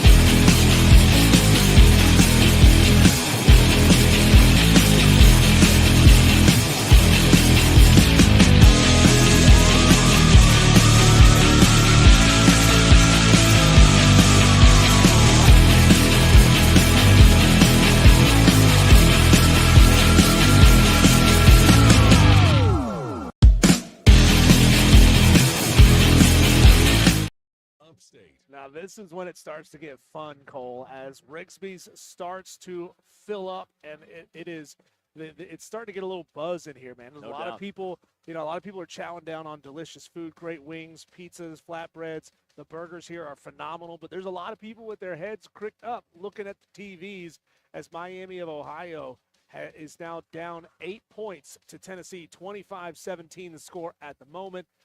Alabama's starting to, flex their muscles, pull away from Hofstra just a little bit. 8 points as we speak right now. And you wonder when this Tennessee-Miami of Ohio game, like we talked about this a few minutes ago, Miami of Ohio Diesel, they kind of live and die by the three. What you wonder as this game goes on is if Miami of Ohio can shoot their way out of this thing. Can they hit enough shots? And I'm not just saying like abandon everything, but this is a team that shot three-pointers plenty, and they've only made 2 points of their last 16. Yeah. So they're just not finding the bottom of the net right now. It's 26-17 now, 8:43 to go in the first. 3 of 9 as we speak from 3, 7 of 17. So 41% from the field. It's not bad if you're playing a MAC game. It's not bad, but it's just not quite enough. Not good enough to get it done against the Tennessee Volunteers, who are shooting right now at a 59, now make it a 61% clip. Yeah. 11 of 18 for the Volunteers. So, Cole, yesterday we played the game, and we do it every single year. It's always fun. Guess the mascots. Now let's see if Cole knows his geography. We've got all 68 teams listed here, and the question is, does Cole know where these schools are? And some of them, this is my niece Annalise right here, Cole. No way. Yeah, this is my niece. Hey, Look Annie. at her. Hi. You here to watch basketball? You here to get some good food? All right, excellent. Let's get into the game here, Cole. If you can tell me what state these schools are in, you get a point. If the name of the state is in the name of the school, I'm going to ask you to tell me what city they're in. I'm But gonna be so these are bad the at big this. ones, though, right? It's the big ones, the state schools, the SEC and the ACC schools. You should know I'm here, going to need Cole. a lot of lifelines. And Evan, Scott from RIGSBY'S. I'm going to need a lot. Andy. Andy's one of our Tolos. I'll give you. Ooh, I'm gonna I'll need some give help. you 2 lifelines in this game. How about that? 2 per Two. team. No, two not per 2 per team. region. I'm going to need 2 per game. This is going to be so bad at this. I think you're going to do a lot better. How do you think you'll do? You get there's I won't total of come close 68 to points. You I won't come close to no, half? I'm Come so bad on. at telling you where Come things on. are. I'm ready, though. All right, here we go. Let's go with the Duke Blue Devils. What state are they in? North Carolina. Okay. I'm done. I don't want to play anymore. How- 1 for 1. How about, okay, now you got to tell me what city they're in because Durham. the name is in the, not Durham, Oh. not Duke. Oh. Yukon. What city is Yukon in? I know this. I know this. I know this. I know it. I know What it. I know it. city is I know Yukon this. in? It's a weird city name, and I know it. It's on the tip of my tongue. It rhymes with a city that's just south of us, Cole. What can I know that city? Is that No, that's a dead giveaway. Well, there's a million cities south of us. It's off of I-85. If you're going south, it would be to your left, about 10 miles south it's a of here. weird name. It's like Sover or something over. 5, I don't. 4, 3, 2, 1. I don't. What is it? Stores. I was gonna say Stove. Yeah. Stores. I knew it was ST something. Stores, Stores. Connecticut. Notable alumni. Meg Ryan. Meg Ryan went to UConn. How about that? Okay. Cole, let's go with now the in the East region, by the way, the Michigan State Spartans. What town or city is Michigan State in? Lansing. East Lansing. There you go. Okay, East I'll Lansing. give you that. Thank you. Let's go with Kansas Jayhawks. What city is Kansas Jayhawks in? The University of Kansas. There was a Kansas fan in here earlier before you got here. His daughter lives here. He was visiting. Okay. Kansas is in. Ooh. I should know this. Do you want to use a lifeline? You get 3. I get 3 lifelines. You get 3. I think I gave you 2 before, but I'll give you 3. I don't want to use a lifeline here. Okay. Andy's shaking his head. Evan, Evan, no, quit cheating. he's shaking his head. What city? Kansas. The Jayhawks are in. 5, What? 4. Wichita. 3, 2, I don't know. 1. It would be Lawrence, Kansas. No, I would not have known that. Wichita State is in Wichita, Kansas. Oh, Yeah, different city. different team. I All thought told you I was going to be so bad at this. All right, Cole. This team's coached by Rick Pitino. He might embody his city more than anybody does. What state is St. John's in? St. John's is in St. John's is in Pennsylvania. And it's in New York. New York City. Diesel, I knew that. 2 and 3. Let me tell you something. That's the most embarrassing loss. I knew that. Oh, my gosh, I knew that. I don't know why I couldn't think of New York. Oh, my God, I'm so bad at this. This is an easy one, Cole. You better know this one. What state is Louisville in? Kentucky. There you go. How about you? New York. I knew St. John's was in New York. That was dumb. This is a gimme because both the state and the name of the city is in the name. UCLA. Give me either one. UCLA, California is what I'm going to give you. There you go. All right. That's where Andy's Evan, from, I'm going to by have the you way. tally these up. Evan, I'm going to give you this. I'm going to have you tally up. Keep a tally of where he is. Let's go now. You don't Cole. have to. You don't have to tally. I mean, tally. How about Throw it away, Evan. what city is Ohio State in? Columbus, Ohio. Bingo. How about TCU? What city is TCU in? Because I know you know what the T stands for. Texas Christian University is in Fort Worth. There you Texas. go. Trusted your Well, instincts. I and was that's good. second guessing myself That's good. for whatever That's reason. good. That's good. Okay. How about UCF? What state is UCF in? UCF is in Florida. Okay. What do you know? What city they're in? I'm going to Central give you this one Florida. no matter what. They're in Orlando. Yeah, they are. You They're knew in it. Orlando. You knew it. Orlando. Okay. How about South Florida? What city is South Florida in? South Florida. University of South Florida, not Bradenton. The funny thing is, this city is actually just slightly north of where Central Florida is. In Orlando? located. Yeah, it's slightly north of Orlando, I think. South. Or it's not that far south. The city for South Florida. Diesel, I feel like I do. I just don't know it. I It's don't in know. Tampa. Is it? Yep. It's Is it? in Tampa, Florida. Ah, that's bad. Man. Okay. This one has the name of it in it. Northern Iowa. Do you have any idea what town, what city in Iowa UNI is in? I have no idea. Okay, we'll I just have skip no past that idea. one quickly. What is it? It's in Cedar Falls. Cedar Iowa. Falls, gotcha. Cedar Falls, Iowa. Remember, you have 3 lifelines. I'll give you a hint on 3 different ones. How about Cal Baptist? What city is Cal Baptist in? This is when it gets hard. You think? Cal Baptist is in. It's hard. This is a hard one. No, Andy don't know. Andy's my California guy over there, by the way, too. I don't know Cal Baptist. Okay. Do you want the answer, or do you want to use a hint? Irving? Did you say Berkeley? No. No. I don't know. You just want Yeah, to take the L? I'll take the L. Okay. It's in Riverside, California. Oh. Cal Baptist is in Riverside. How about the North Dakota State Bison? Where are they? What city is North Dakota State in? I guarantee you've only ever heard of like 2. Fargo. There you go. Fargo, North Dakota. Okay, you better know this one. What state is Furman in? Greenville, South Carolina. There you I go. know that one, baby. All right. How about the Siena Saints? Give me the state that Siena resides in. Siena.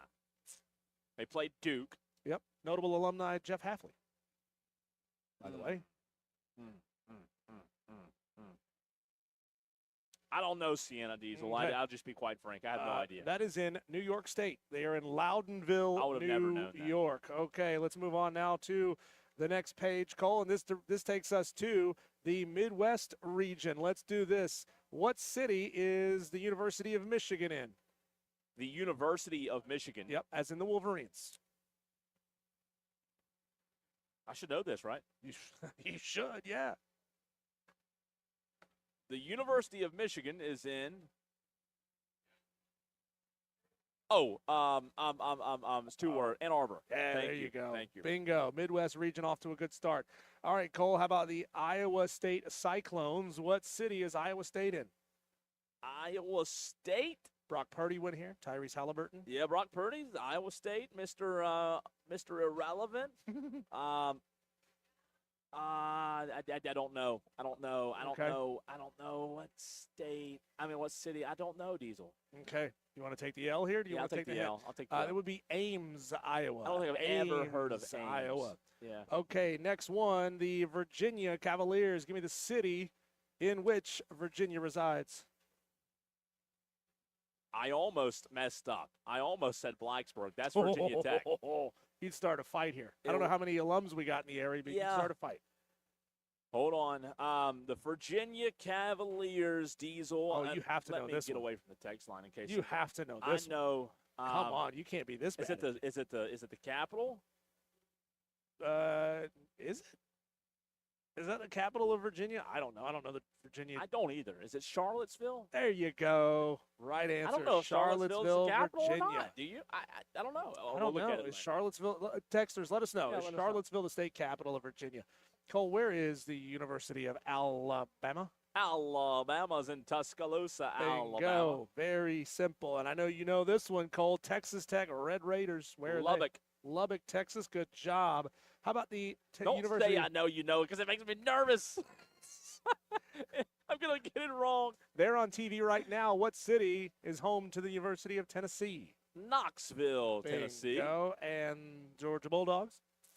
The Georgia Bulldogs are in Athens, Georgia. Athens, Georgia. Congratulations. You're crushing it. You got what? That's an easy one. 6 out of 7 on this page. 6, 7. Now we are at the University of Kentucky. What city is Kentucky in? University of Kentucky is Think in, hard here. Well, I know what it is. I it's not coming to me yet. Lexington, There Kentucky. you go. So Good you know how job. sometimes you know it takes you a minute. Takes you a minute sometimes. Very good. Lexington. You're doing well. You're on a little bit of a roll. I'm here, in a okay? heater, baby. You're on a heater. How about the St. Louis Billikens? What state are they in? Here's the tricky thing. St. Louis, kind of resides the state line. Kind of rides the state line. Could be on either side of the border. Could it? Right? Now you're confusing me. Why do I not know? Why do I not know this? St. Louis. St. Louis. Missouri. There you go. Good God. job. You're doing I'm great. just slow today. Like it's just taking a minute to Well, it's those chicken wings, man. They're oh sitting my with you. gosh. How about the God, this one's easy. Santa Clara. Santa Clara, California. Good job. How about Miami Of Ohio. of Ohio? There you Ohio, go. baby. There you go.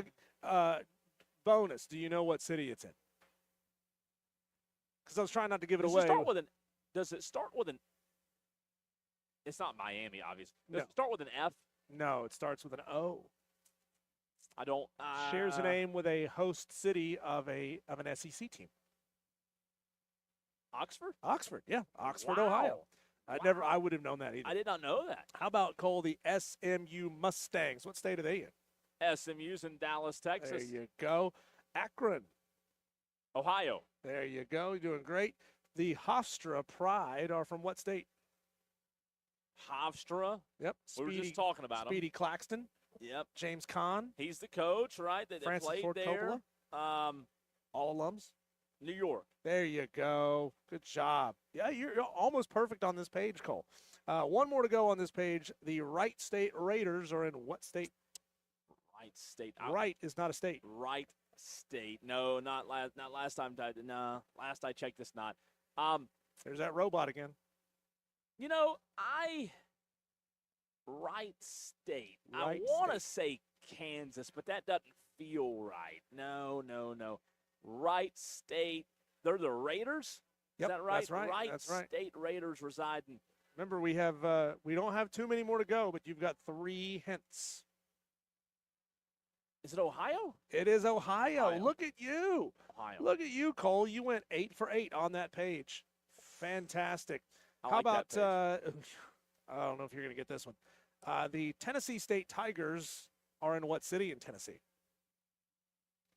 Tennessee State, the ones that are getting demolished, right? I mean, like, is now 103 to 67, Dear by the God. way. Tennessee State.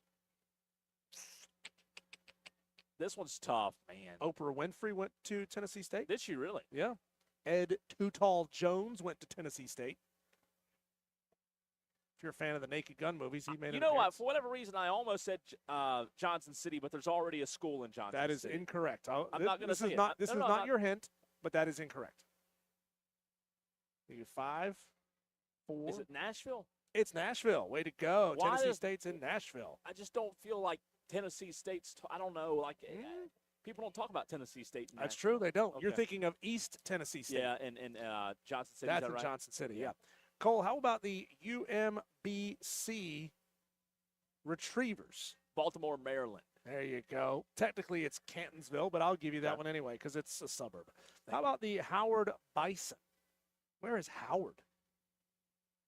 Ooh, They make it to this tournament fairly often. This is a hard Howard. one. Howard. This is a hard one. You know, my first two. These are not guesses. The first place I went was either Ohio or New York. I don't like either one of those answers now that I'm thinking about it. Both incorrect. The Howard Bison. You would think with it being Bison, it's out west. I don't know on this, man. I'm gonna go Howard Bison.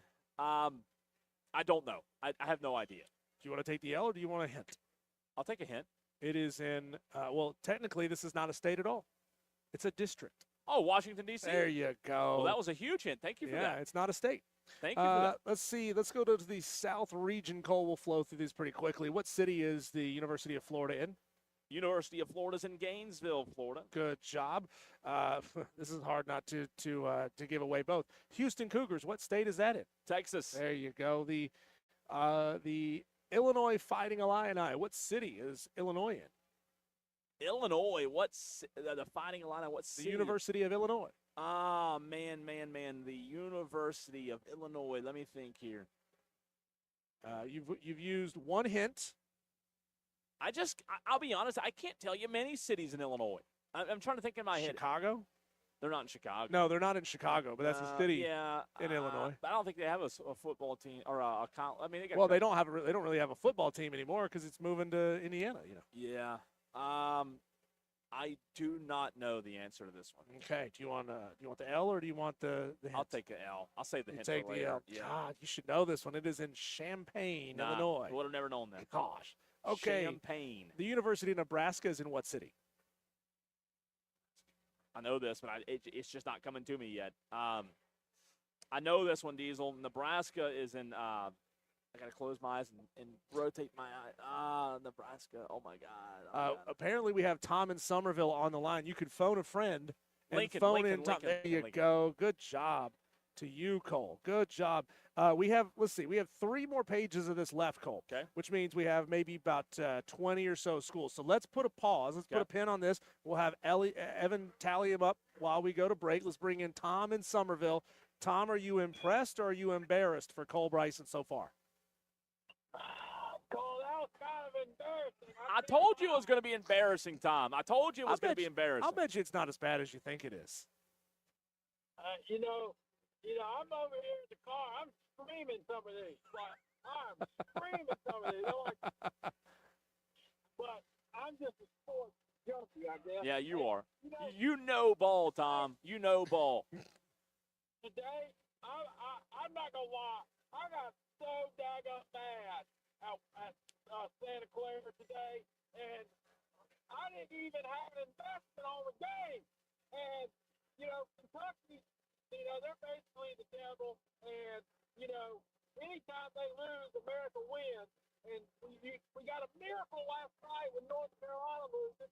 And then all Santa Clara had to do was foul, and they didn't foul, and that coach deserves to be fired.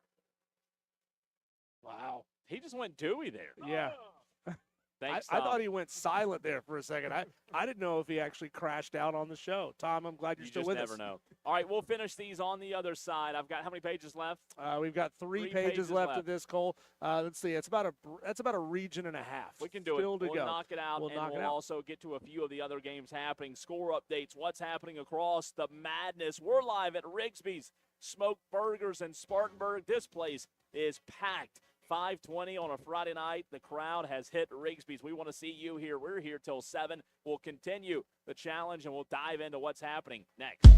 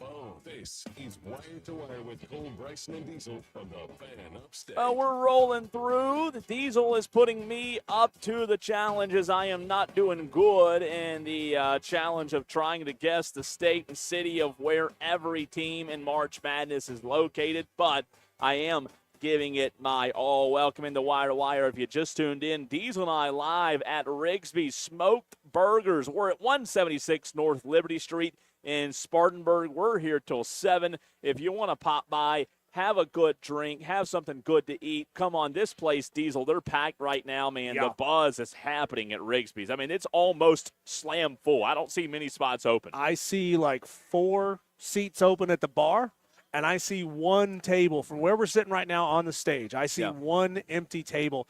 Tolos, if Love you it. want to Love it. come out and get yourself a great meal. We've gone through 38 of these, Cole. All right. Liberty Street, by the way, is where Yes. we are. We've gone through 38 of these. How would you say you've done so far? I'd say of 38, I've probably gotten 24. Oh, you're doing better than you thought. You're 29-9. Okay, not 29-9. bad, but not great, not bad, not bad. Let's go now, Cole, with Vanderbilt. What state is Vanderbilt in? Vanderbilt's in Tennessee. Easy. All right. What city is UNC, the Tar Heels, located in? They are in Chapel Hill, North Carolina. Congratulations. How about St. Mary's? Just give me the state for St. Mary's. I should know this. You have 2 more hints left. St. Mary's. By the way- St. Mary's. We have a texter who texted about 9 minutes ago. He goes, I am on hold screaming these. Oh, that's Tom. Yeah, Yeah, that's he's Tom. screaming these things. Tom is, if it's all caps, it's Tom. Is it the Gales of St. Mary's? That's correct. The St. Mary's Gales are in. Can I get a hint? Yep. Think surfing. Blonde hair. Well- Flip-flops. Well, that leads me to. I originally thought Hawaii, thinking surfing, and That's incorrect. I know that's not right. It's not Hawaii. Yeah, surfing. Surfing, California. California. Congratulations, Cole. City or state, it's hard to not know this one. The Clemson Tigers. The Clemson Tigers. Let me think about this. The Clemson Tigers. Which one are they? Live at Clemson, South Carolina. There you go. How about Easiest the one, right? what city is Iowa in? The Hawkeyes. What city? are the Iowa Hawkeyes in? What city? Iowa's in. Somebody on the phone right now is going to have an aneurysm. Somebody listening is going to pop a blood vessel. I know it. I just know Yeah. it. I know it. And I just can't think of which. Iowa. Oh my God. Iowa. Why am I not knowing that? Why do I not know this off the top of my head, Diesel? So the state is Iowa. Give me the city. What's the hint? Give me a hint. I'll use my last hint. I don't know why. I'm having a brain fart. The answer is contained in my hint. The state is Iowa. What city is it in? What'd you just I say? just gave you the answer. The The state. state is Iowa. Give me the city. I feel stupid right now. Just say the 2 words, Iowa, and Iowa State. Iowa's. Oh my God! I feel like an idiot. 4-letter word. Like? Iowa City. There you go. That's Iowa the City. name? It is Iowa City. I'm telling you, I don't think I knew that. Iowa City, Iowa. Yeah, that's it. Iowa City, God, Iowa. I feel like an idiot. Well, like, what if there was a South Carolina city, South I know, Carolina? It just feels. It don't sound it's right. odd. It's odd. It's odd. Oh my God. Cole, give me the city in which Texas A&M resides. College Station, Texas. Bingo.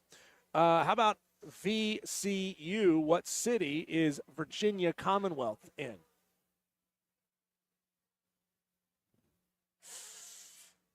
Oh, what city is Virginia Commonwealth? Virginia Commonwealth is in. Oh man. There's another school in this city. Their mascot are the Spiders. This is a free hint. by the Richmond. way. There you go. Thank you. That was a good Good hint. job. How about the McNeese Cowboys? Give me the state in which McNeese sits. McNeese. Tennessee?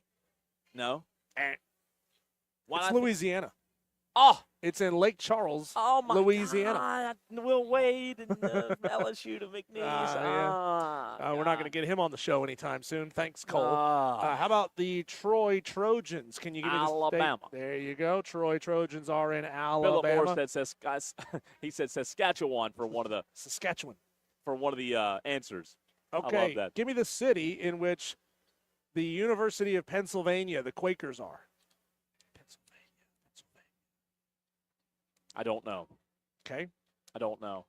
L or hint? This is your L. last hint. L. Oh, man, that stinks. It's in Philadelphia. Oh my God! I wish I wouldn't have known that the Quakers. I was Okay. going to give you the Dawn Staley promo would have been our hint. Oh, okay. Yeah. That'd have been a good one. Yeah. Okay, how about the University of Idaho, the Vandals? What city is the University of Idaho in?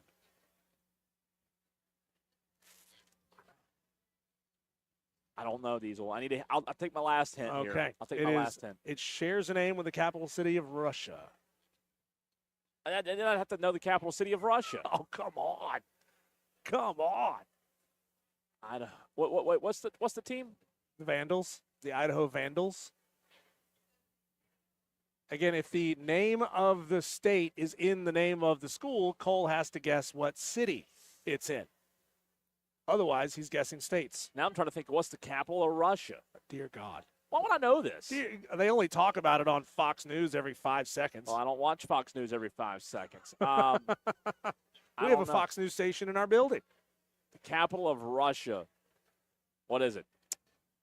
Do you want the Yeah, L or the hint? The L. Oh, well, you already That got was the the hint. hint. It's in Moscow. Okay, I wouldn't have known that. Moscow, Russia. Okay. All right, hint 3. Cole, how about the Lehigh Mountain Hawks? Can you give me the state in which Lehigh sits? Lehigh. Nebraska? Incorrect. They are in Pennsylvania. Okay. And last one here, you better know this one, Prairie View A&M. Why should I State. better Give know me the this? state. Why would I better know this one? Should I know this one? You should. Why? You should. What Well, do you if I give you any more, it's a hint. No, you said you better know Yeah, that. you better know this one. Prairie View? Why would I What states are famous for prairies? I'm not. like not- Western state? Mm-hmm. One of the Dakotas? No.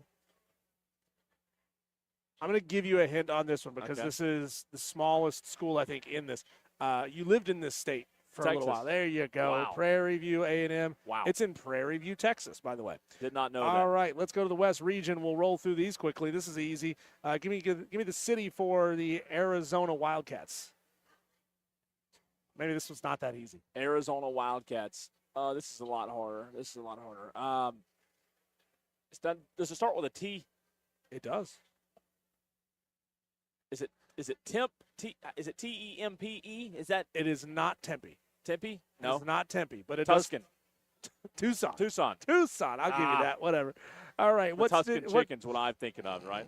Yeah, that's Arkansas. That's Tuscany What's in Italy. No. I'm talking about the Tuscan chicken. You don't know what I'm talking about? That's Tyson chicken. No, there's a Tuscan That's chicken. Tyson. No, there's a Tuscan chicken. Tuscan chicken is from Tuscany. No, there's Yeah. a Tuscan. Ugh. Come on. Look, Tuscan chicken. Yeah. You know what Tuscan chicken is? Like you go to the Tuscan means Tuscany, Italy. but Tuscan chicken, I get it when I go to a Cheesecake Factory. You don't know what Tuscan? It's Tuscan chicken. I've literally ordered Good Tuscan God. chicken.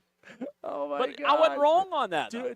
I just wonder, do any of Cole's high school geography teachers listen to this show? Well, I hope not. How about the Purdue Boilermakers? What state is that in? Purdue Boilermakers. It's in Purdue. I've completely I've given up on this game now because I should know these and I don't. Purdue is in. I know this. I'm just freaking dropping the ball on these. Lifeline. Scott, where's Purdue? What state? Uh-oh. That's Indiana. It is in Indiana. Indiana. Good job. No more hints from Scott, though. He was already over his hints anyway. No, it's a lifeline. Oh, okay. How about Gonzaga? What state is Gonzaga in? You should know this one. You said that about every one. Well, they're in this tournament every year. But that doesn't mean I know where they are. God. Gonzaga. Repetition. It should be in there by now. But when I watch games, I don't think, oh, what state are they in? Gonzaga, I don't know. It's in Washington, Okay, Washington. Washington State. The state. What city is the University of Arkansas in? What city? Yeah. Arkansas. Start with the L or no? No, it does not. Arkansas. John Calipari. Arkansas.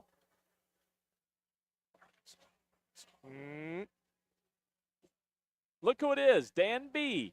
5, 4, Arkansas. 3, I can't. I just. 2. I can't think It's of it. in Fayetteville, Fayetteville, okay. Arkansas. All right, Are we Cole. done yet? Almost. Where's Wisconsin? The university? City? Wisconsin, Dan. What city is Wisconsin? Madison. There you go. We got to I'll get give through it to these. you. It's going to take. Yeah. BYU. Um, Give me the state. Brigham Young is in Salt Lake City, Utah, or in Utah, right? It's in Utah. It's not in Salt Lake, but it's Okay. in Utah. Gotcha. Miami. What city is Miami in? The University of Miami. Florida. That's okay. Well, I'll give you that one anyway. Is that all right? Yeah. So you were supposed to give me the state on that. You did good. It's in Coral Gables, by the way. What state is Villanova in? Villanova's in New York, Pennsylvania. Pennsylvania. How about the? You're not going to get this one. I'm supposed to go ahead and put you down for next. Utah State. It's in. What You don't city is know. what you're asking? Yeah. What city is it? It's no in idea. Logan. It's Yeah. in Logan, Utah. I should have known that. Where is? Well, you better know this one. Where is Missouri? The University of Missouri. What city? Why should I know that one? Because it shares a name with a university in our state. Oh, Columbia. There you go. All right. Give me the city that NC State is in. Raleigh. There you go. I was just second guessing myself. Give me the state that the University of Texas is in. Austin. There you go. All right. High Point Panthers. What state are they in? North Carolina. Boom. You're on a roll here. 4 more to go. Hawaii.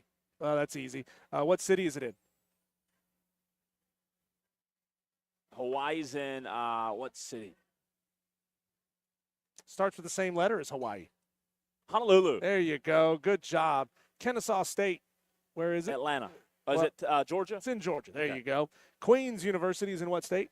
Queens is in North Carolina. Boom. It's in Charlotte. And Long Island. New York. There you go. Oh, thank you God. ended it on a really strong run. Oh, that was brutal. Evan's going to tally it up and see how you did. That was so you were bad. 29-9 at the halfway point, Cole. That was I'm going to good. guess the back half. Well, you really struggled in the back Yeah. half. That was- I'm going to say that you finished with you finished at 51-17. It took way That's too not that long, bad. though. It took 40 minutes for me to do that. I That's- apologize, Tolos. I know that was probably horrible radio, having so I do fun. apologize. All right, quick. We got to get to the scores. 40 minutes later, I apologize, To. I'm sorry. That did take a long time. Villanova leads Utah State 53-47. Diesel, 15 minutes to go in the second half. So Utah State was leading this ball game early. And Villanova now winning 53-47. Tennessee, look at this one at the halftime break. This is the biggest story right now, Diesel.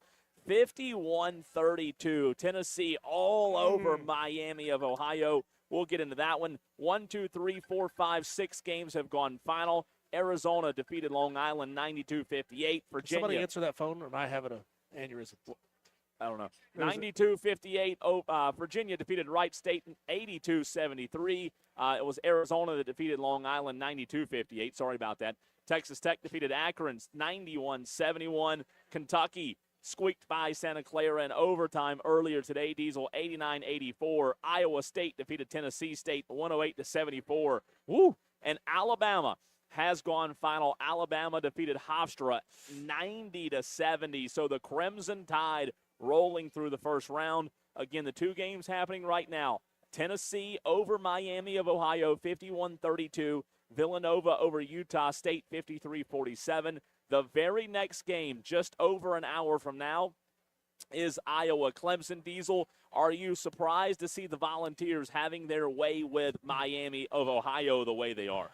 No, I'm not. I mean, Miami of Ohio, phenomenal story, and nobody can ever take away from them the fact that they got in this tournament and they won a game, right? Yeah. They won a game. They looked good doing it. They had a great story. They proved the haters wrong, but, I mean, you're running into an SEC team. An SEC team should be beating a MAC team by 20 points. And I just wondered why. I just wondered going into the game, Diesel, if we talked about this before it started, the 3-point shooting of Miami of Ohio. Let's look at this real quick. Miami of Ohio is shooting 29. Here's the game right here. If you want to know why the game is the way it is, they're shooting 29% from three. Okay, when you have a bad night shooting, guess what? You better hope the other team doesn't have a good night. Diesel, Tennessee is shooting 62% from the 3-point line. Yeah. That's deadly. So one team shooting 62, one team shooting 29. Tennessee, that's why they're winning the way they are. They're also out-rebounding Miami of Ohio. We talked about that size, 19-14.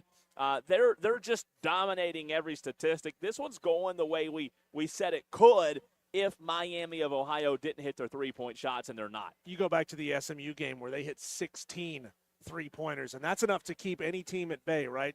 SMU obviously not Tennessee, but when you can hit 16 and Miami was on that night, you have a chance to beat just about anybody. And it's unfortunate that the way that it's going this way for Miami, but hey, you got to be on point every night. That's what this tournament's all about. I just mentioned Jacoby Gillespie before the game started. He's got 22 at the half. The guy's just on fire. So Jacoby Gillespie's having a night, and Tennessee leads Miami of Ohio 51-32. The rest of the games tonight, real quick before we run to a break, 7:10. Northern Iowa St. John, 7:25 UCF UCLA, 7:35 Queens versus Purdue, 9:25 Florida Prairie View A&M, 9:45 Kansas Cal Baptist, 10 o'clock, a game you'll hear right here on the Fan Upstate Diesel, Furman, UConn, and 10-10 Missouri and Miami. A loaded night of college basketball coming our way. I can't wait. Looking forward to it. There's a lot off the page, off that score box to get into. Iowa State has a player hurt. That's interesting. Duke, are they going to be able to get Ngongba back for the second round? We'll get into that and play a little bit more audio in the next segment. Cole, more from the High Point coach. So we didn't get a chance to play earlier. More from him, and that's going to wrap up the 5 o'clock hour next. Clear. Got the play safe coming up. Toss to the confetti. 5 Cole seconds. Bryson and Diesel covers it all on Wire to Wire on the Fan Upstate. Parents of teens in the upstate, I know that you will do anything to keep your teenagers safe. Hey, this is Diesel here for PlaySafeUSA.org. Did you know that by the time your teens are seniors in high school, 50% of them have tried illicit substances, and that far too many of those substances contain scary additives like fentanyl? Well, how can you, as a parent, do the right thing and protect your children?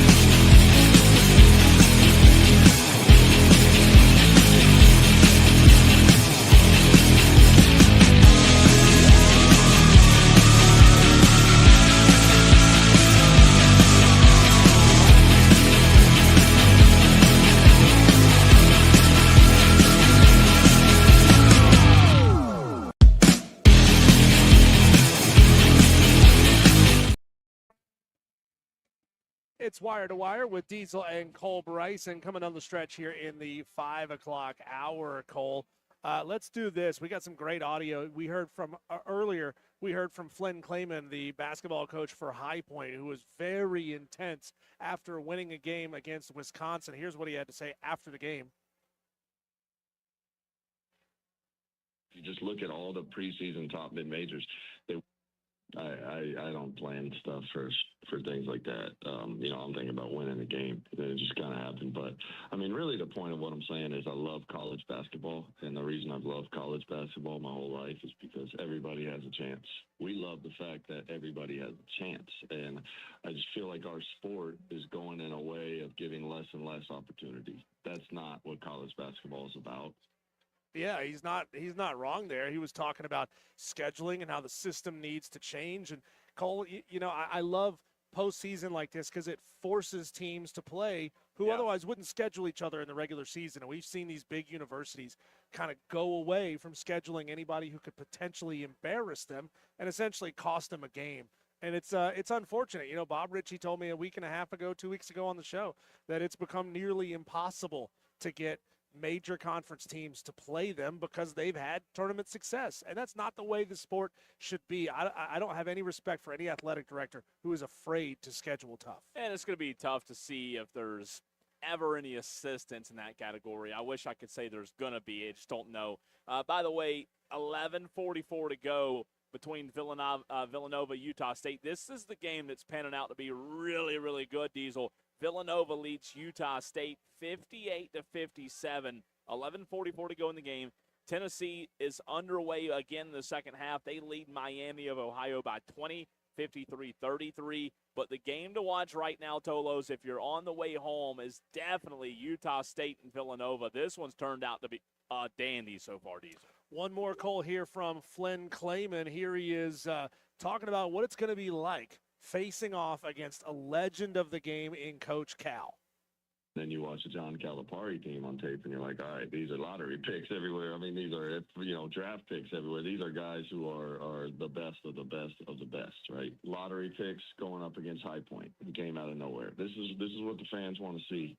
Just the opportunity for us to compete against someone like that. And then to get to coach against a guy like John Calipari, like in my first year in the NCAA tournament, it's just unbelievable. Yeah, I wonder how much he's going to be able to study John Calipari. That tape that he's going to get off of this game is going to be invaluable. Hopefully they step up and they give Cal's team in Arkansas a really, really good game. But, Flynn Clayman, he was talking about Darius Acuff Jr. He goes, that guy is virtually a perfect basketball player. Well, he is so hard to defend. We've talked about him this year. He's one of the best, if not the best, and we know how good Boozer is at Duke. And I know that most people would say that Boozer is the best player, and he probably overall is. But Darius Acuff, man, that guy's just got something special. He's got a little bit of that just it factor that you see. What he reminds me of? He reminds me, and I'm not saying he's the same player or is going to be anywhere as good. He's got a little Allen Iverson in him, and just the way that he plays, and he's just special, man, with the basketball in his hand. So I love both, obviously, Boozer. Diesel, before we run to a break, real quick update on the Fan Upstate Bracket Challenge. I am in 83rd place, which means I absolutely suck at this challenge. I've dropped the ball, but shout out to the Tolos who were in first. Tom, Mexican Peg Leg, ESPN Fan 162398. And come on, guys, change your name. Jeff 29687, Ricky B, and Leprechaun of Lyman are all tied for first place. And at the very top is Tom, who picked Arkansas to cut down the Nets, Diesel. And Tom might have bragging rights for this Friday evening, but we'll see what happens tomorrow. He's not the only one. Toe Olivar also picked Arkansas to cut down the Nets. Not a ton of others, though. I mean, a lot of people picking Duke here, but this is fascinating, Cole. On this first page, we've got people picking Arkansas, Florida, Michigan State, Iowa State, Arizona, Michigan, and Houston. Oh, and UConn. So look at that variation. Not everybody picking the same team. This is fun, man. I wish I would have picked Arizona. I regret my bracket. I regret everything about it. I just did horrible, and I don't like Duke anymore as my national championship pick. I don't. Come on. I like Arizona, and you know what's weird? Going into it, I said all year Arizona was the most complete team. Nobody talked about them over here because they're way out west, and nobody knew who they were. But they're the most complete team. I still think it might be them and Duke in the national championship, and one of those can. I mean, that'll still be a really good game. I just think Arizona's on the class. Not many teams are. Tolos, hour number 4 of the show. We're about to kick off some live music here at Rigsby's Classic Rock Cafe. A lot to get to, and we want to hear from you. We dive back into the madness in hour number 4 right here on the Fan Upstate. Clear.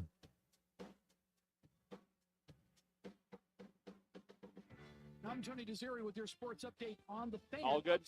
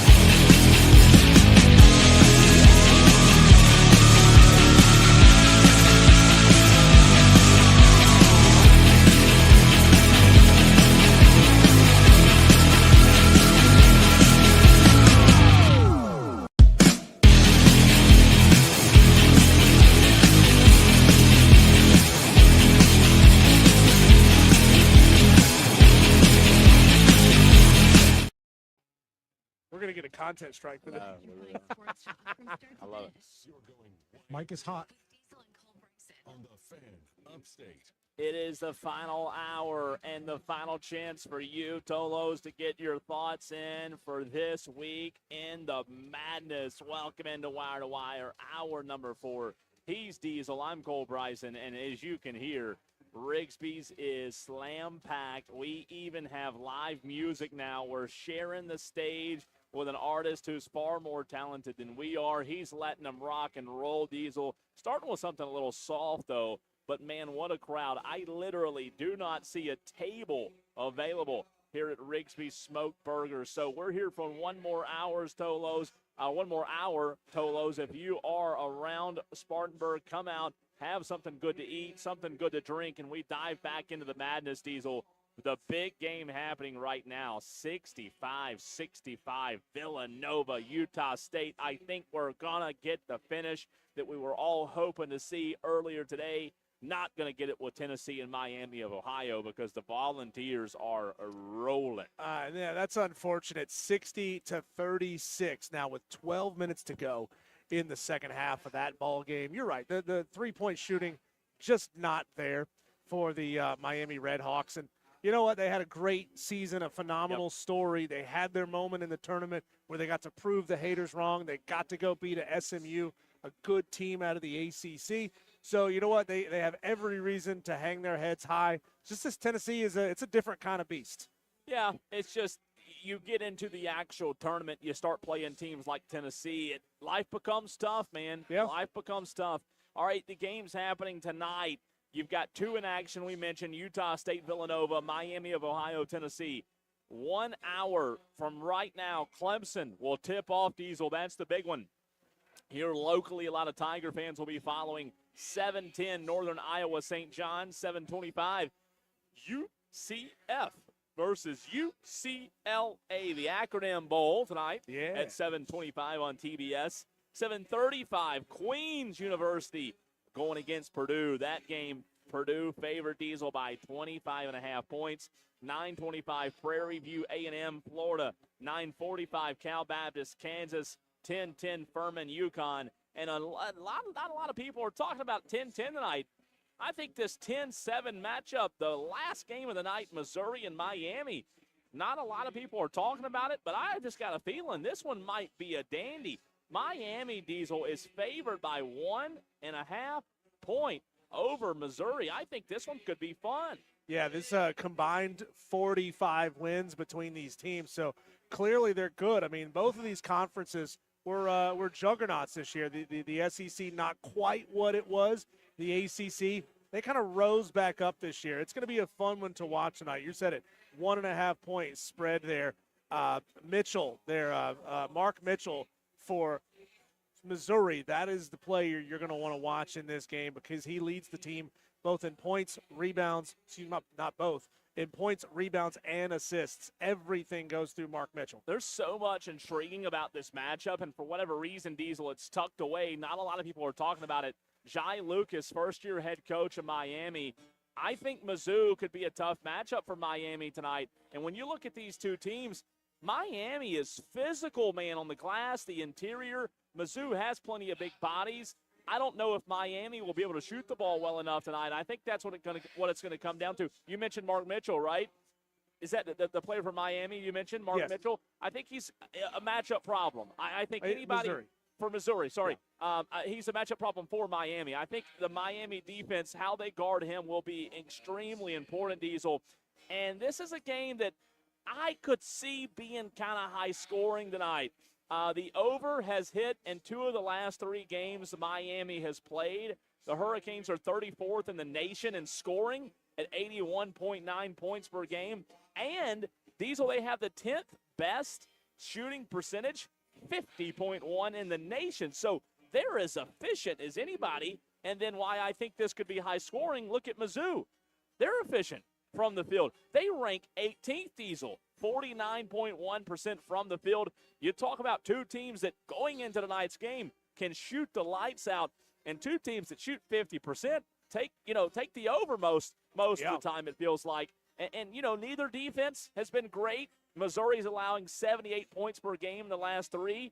Miami gave up 84 to Virginia Tech, 92 to Louisville. So I think this one could be a high-scoring, high-flying matchup between the Tigers and the Canes. I'm excited to watch Ernest Uday go to work for Miami. 6'11", 266-pound senior center for the Hurricanes. He doesn't score a ton, 7 points a game, but he is massive on the glass. 10 rebounds a game, 6 of them are on the defensive side of the ball, on the defensive side of the court. So I think that he is going to have himself a big old game tonight. He is going to work that glass. No doubt about it. And the styles we talk about all the time being a big thing, a big detail in March. Diesel, Missouri, they force just 12.4 turnovers per game. So hear me out on this. Missouri is not a team that forces a lot of turnovers. Miami shoots the ball well. Missouri, by the way, 272nd nationally in forcing turnovers. That's not good in the entire nation. They allow opponents to shoot 36.5 from 3, which is 341st. So this is a Missouri team, Diesel, that does shoot the ball well, but defensively, man, these metrics just you don't feel good about these metrics. Now, the good thing going for them, Miami has a turnover rate of 11.2 turnovers per game versus Missouri's 12.4. Defense, again, 272nd in the nation. That might look like a massive gap, but in a 67-possession game, that's only 1 or 2 extra possessions. So Miami's better at defending without fouling. I give Miami the advantage tonight. This one could go either way. Who did you pick in your bracket between Miami and Missouri? I think I went back and forth in my head several times with this one. I picked Miami. I think they're a little too big. They're athletic. Not to say that Missouri isn't, right? They got big dudes on that team as well. But I think Miami just edges them out, Cole. This could be one of those games where Miami go into halftime with a 5-point lead. They sort of stretch it out into 12 points by the end of the game. I think Miami's going to wear them down over time. Speaking of overtime, Cole, we are getting close down here to the wire. 5 minutes to go. Oh. Utah State, Villanova. Oh, Villanova man. holds a 2-point lead, 73-71. 5 minutes to go in this ball game. And you don't see that very often, a stuck ball at the back of the backboard. How does that even happen? This is going to be a good finish right here, man. This Yes, is going to be a good finish. Let's talk about our Furman Paladins. We'll get to Prairie View A&M in Florida in a minute, Diesel, but man, this Furman game tonight, it's so big. Obviously, Furman, anytime you can go to the dance, right, and have a shot at the dance, you'll take it. It's a massive hill they have to climb, though. We all know that. I don't know what Furman's confidence level is, but this is a UConn team that's just so seasoned. They shoot the ball well. They defend at a high level. They've got the size. They rebound well. And when you look at Furman, there's no doubt there's been guys that have stepped up, especially the freshman and Alex Wilkins. Does it feel like tonight, for whatever reason, Furman's going to have to – I mean, team ball is important. But does it kind of feel like there's going to have to be a little bit of a superhero moment for Furman tonight? It's hard to say. I mean, Furman in the tournament, in the SoCon tournament, Alex Wilkins was balling out. He's putting up 25, 30 points a night. He was incredible. Then, Cole, once they got into the championship game, it wasn't Alex Wilkins. It was the big man down low hitting him with that jump hook, scoring a ton of points for the Furman Paladins. So, whether or not it's Alex Wilkins, I don't know. I think somebody's going to have to step up and be a hero for this team. 20.5 points is the spread on it. And we all know how good Bob Ritchie is as a coach. And this is a Furman team, Diesel, that's no stranger to pulling off miracles. True. They did this, 3 years ago with Virginia?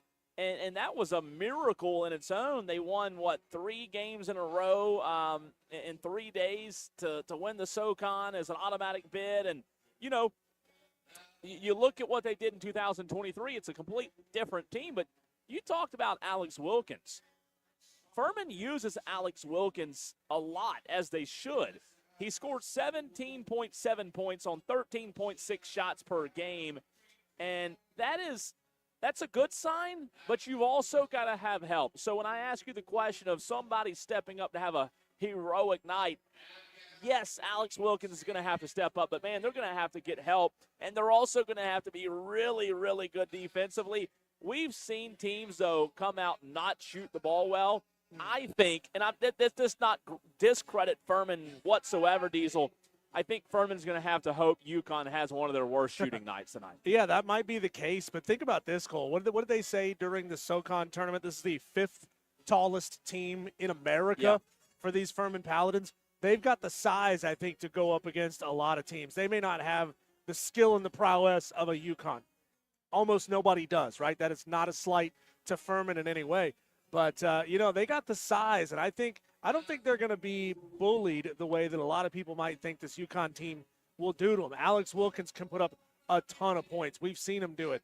Cooper Bowser, he was the player whose name escaped me during that SoCon final that had just a massive night. Asa Thomas can get hot from 3. Charles Johnson is a good three-point shooter, even though he doesn't shoot a ton of them. He's a good Tom House, Ben Vanderwall. I mean, there's a lot of dudes on this team, Cole, that could give UConn some fits. So I'm excited. I think if they come out hot and if they get confident early, especially, like you were saying, in hero ball, if they get 2 of those guys or 3 of those guys hitting at a high clip, watch out, man. This could be a scary game for UConn. I think what worries me, what concerns me, Diesel, Furman ranks 256th in earning free throws and 342nd in the nation in forcing turnovers. So this Furman team, they don't put a lot of pressure on you. They're not going to turn you over a lot. They're not going to turn UConn over tonight a lot, I don't think. The Paladins, I think, Diesel, the Paladins can make games against some teams interesting. I do. Yeah. Certain teams out there. I hate to say this. I don't think they'll be able to make this game interesting tonight.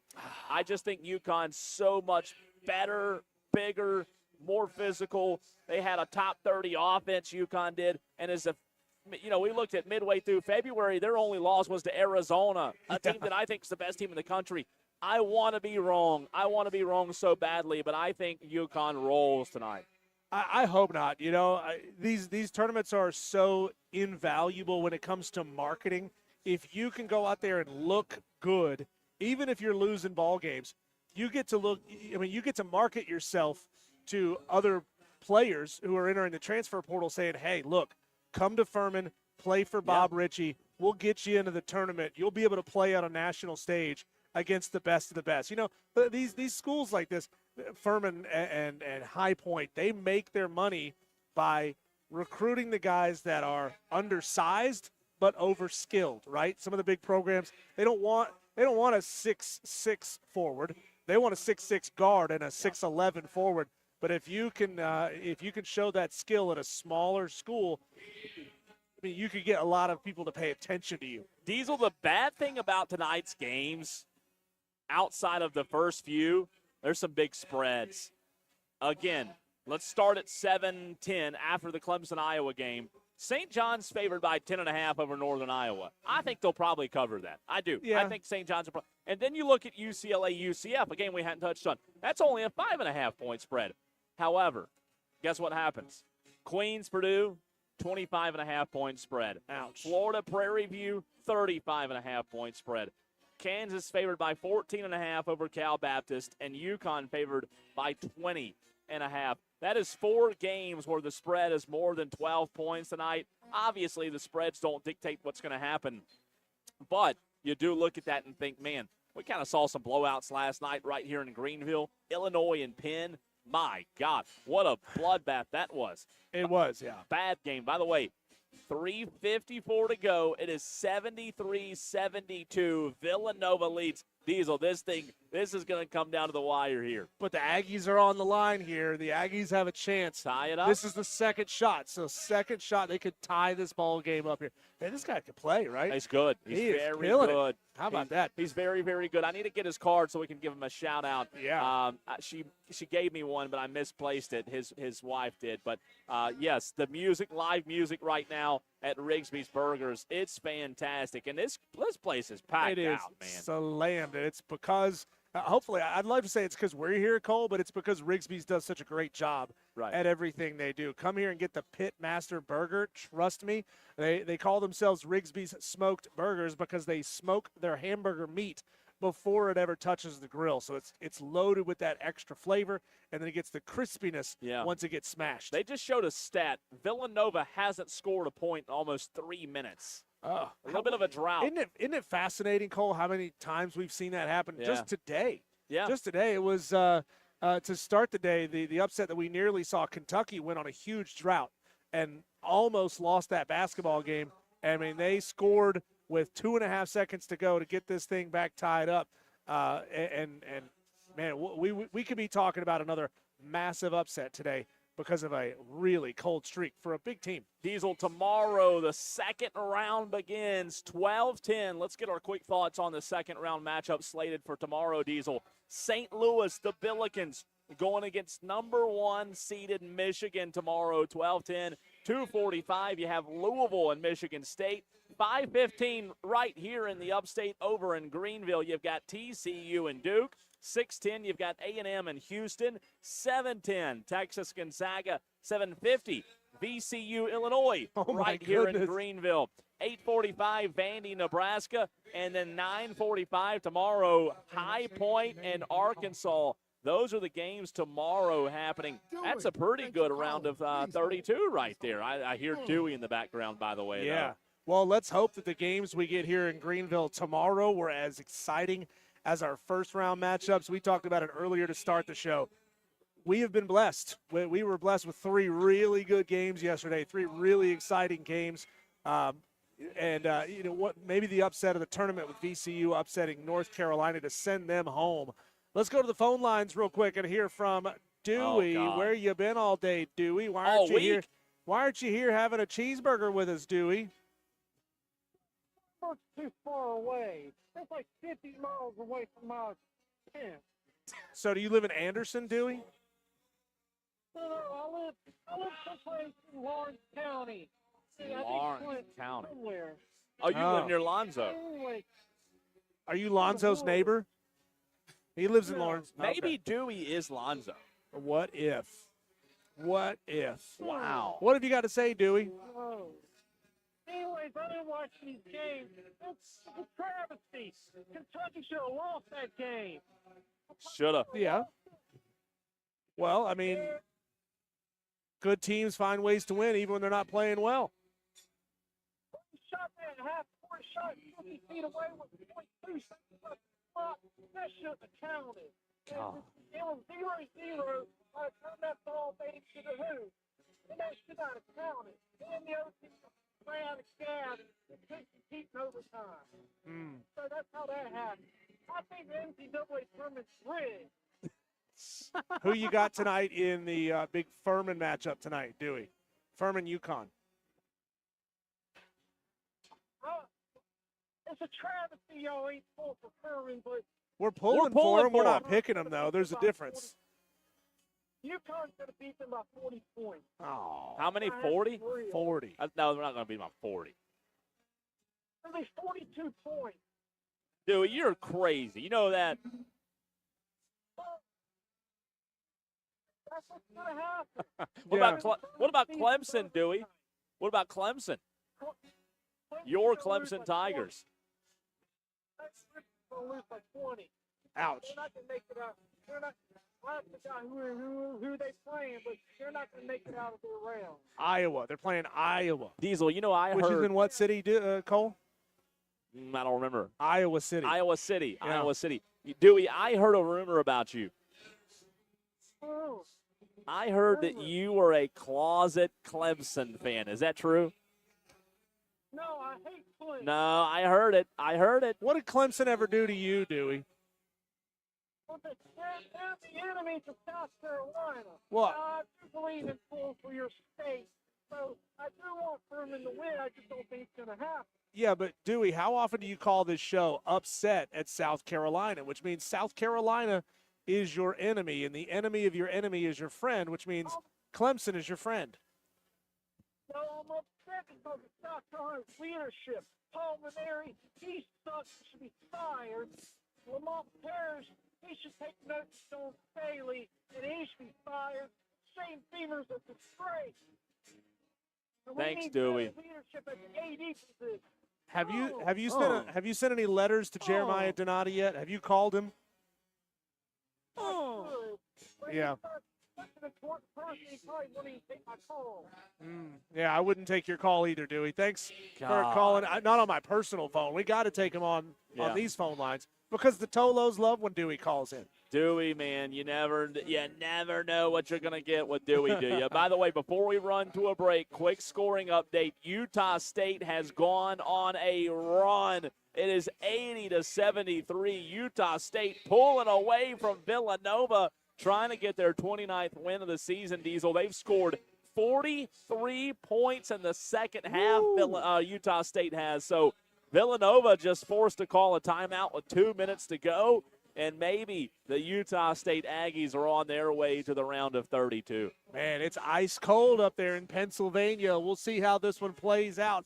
When we come back, let's hear from John Whittle of the Big Spur, who has the inside scoop, the knowledge of what's going on with South Carolina baseball, a program that will get Dewey and Tom real hot and bothered for the wrong reasons. We'll hear from John next. Clear. All right. Ingles, right? Yes. 8 seconds.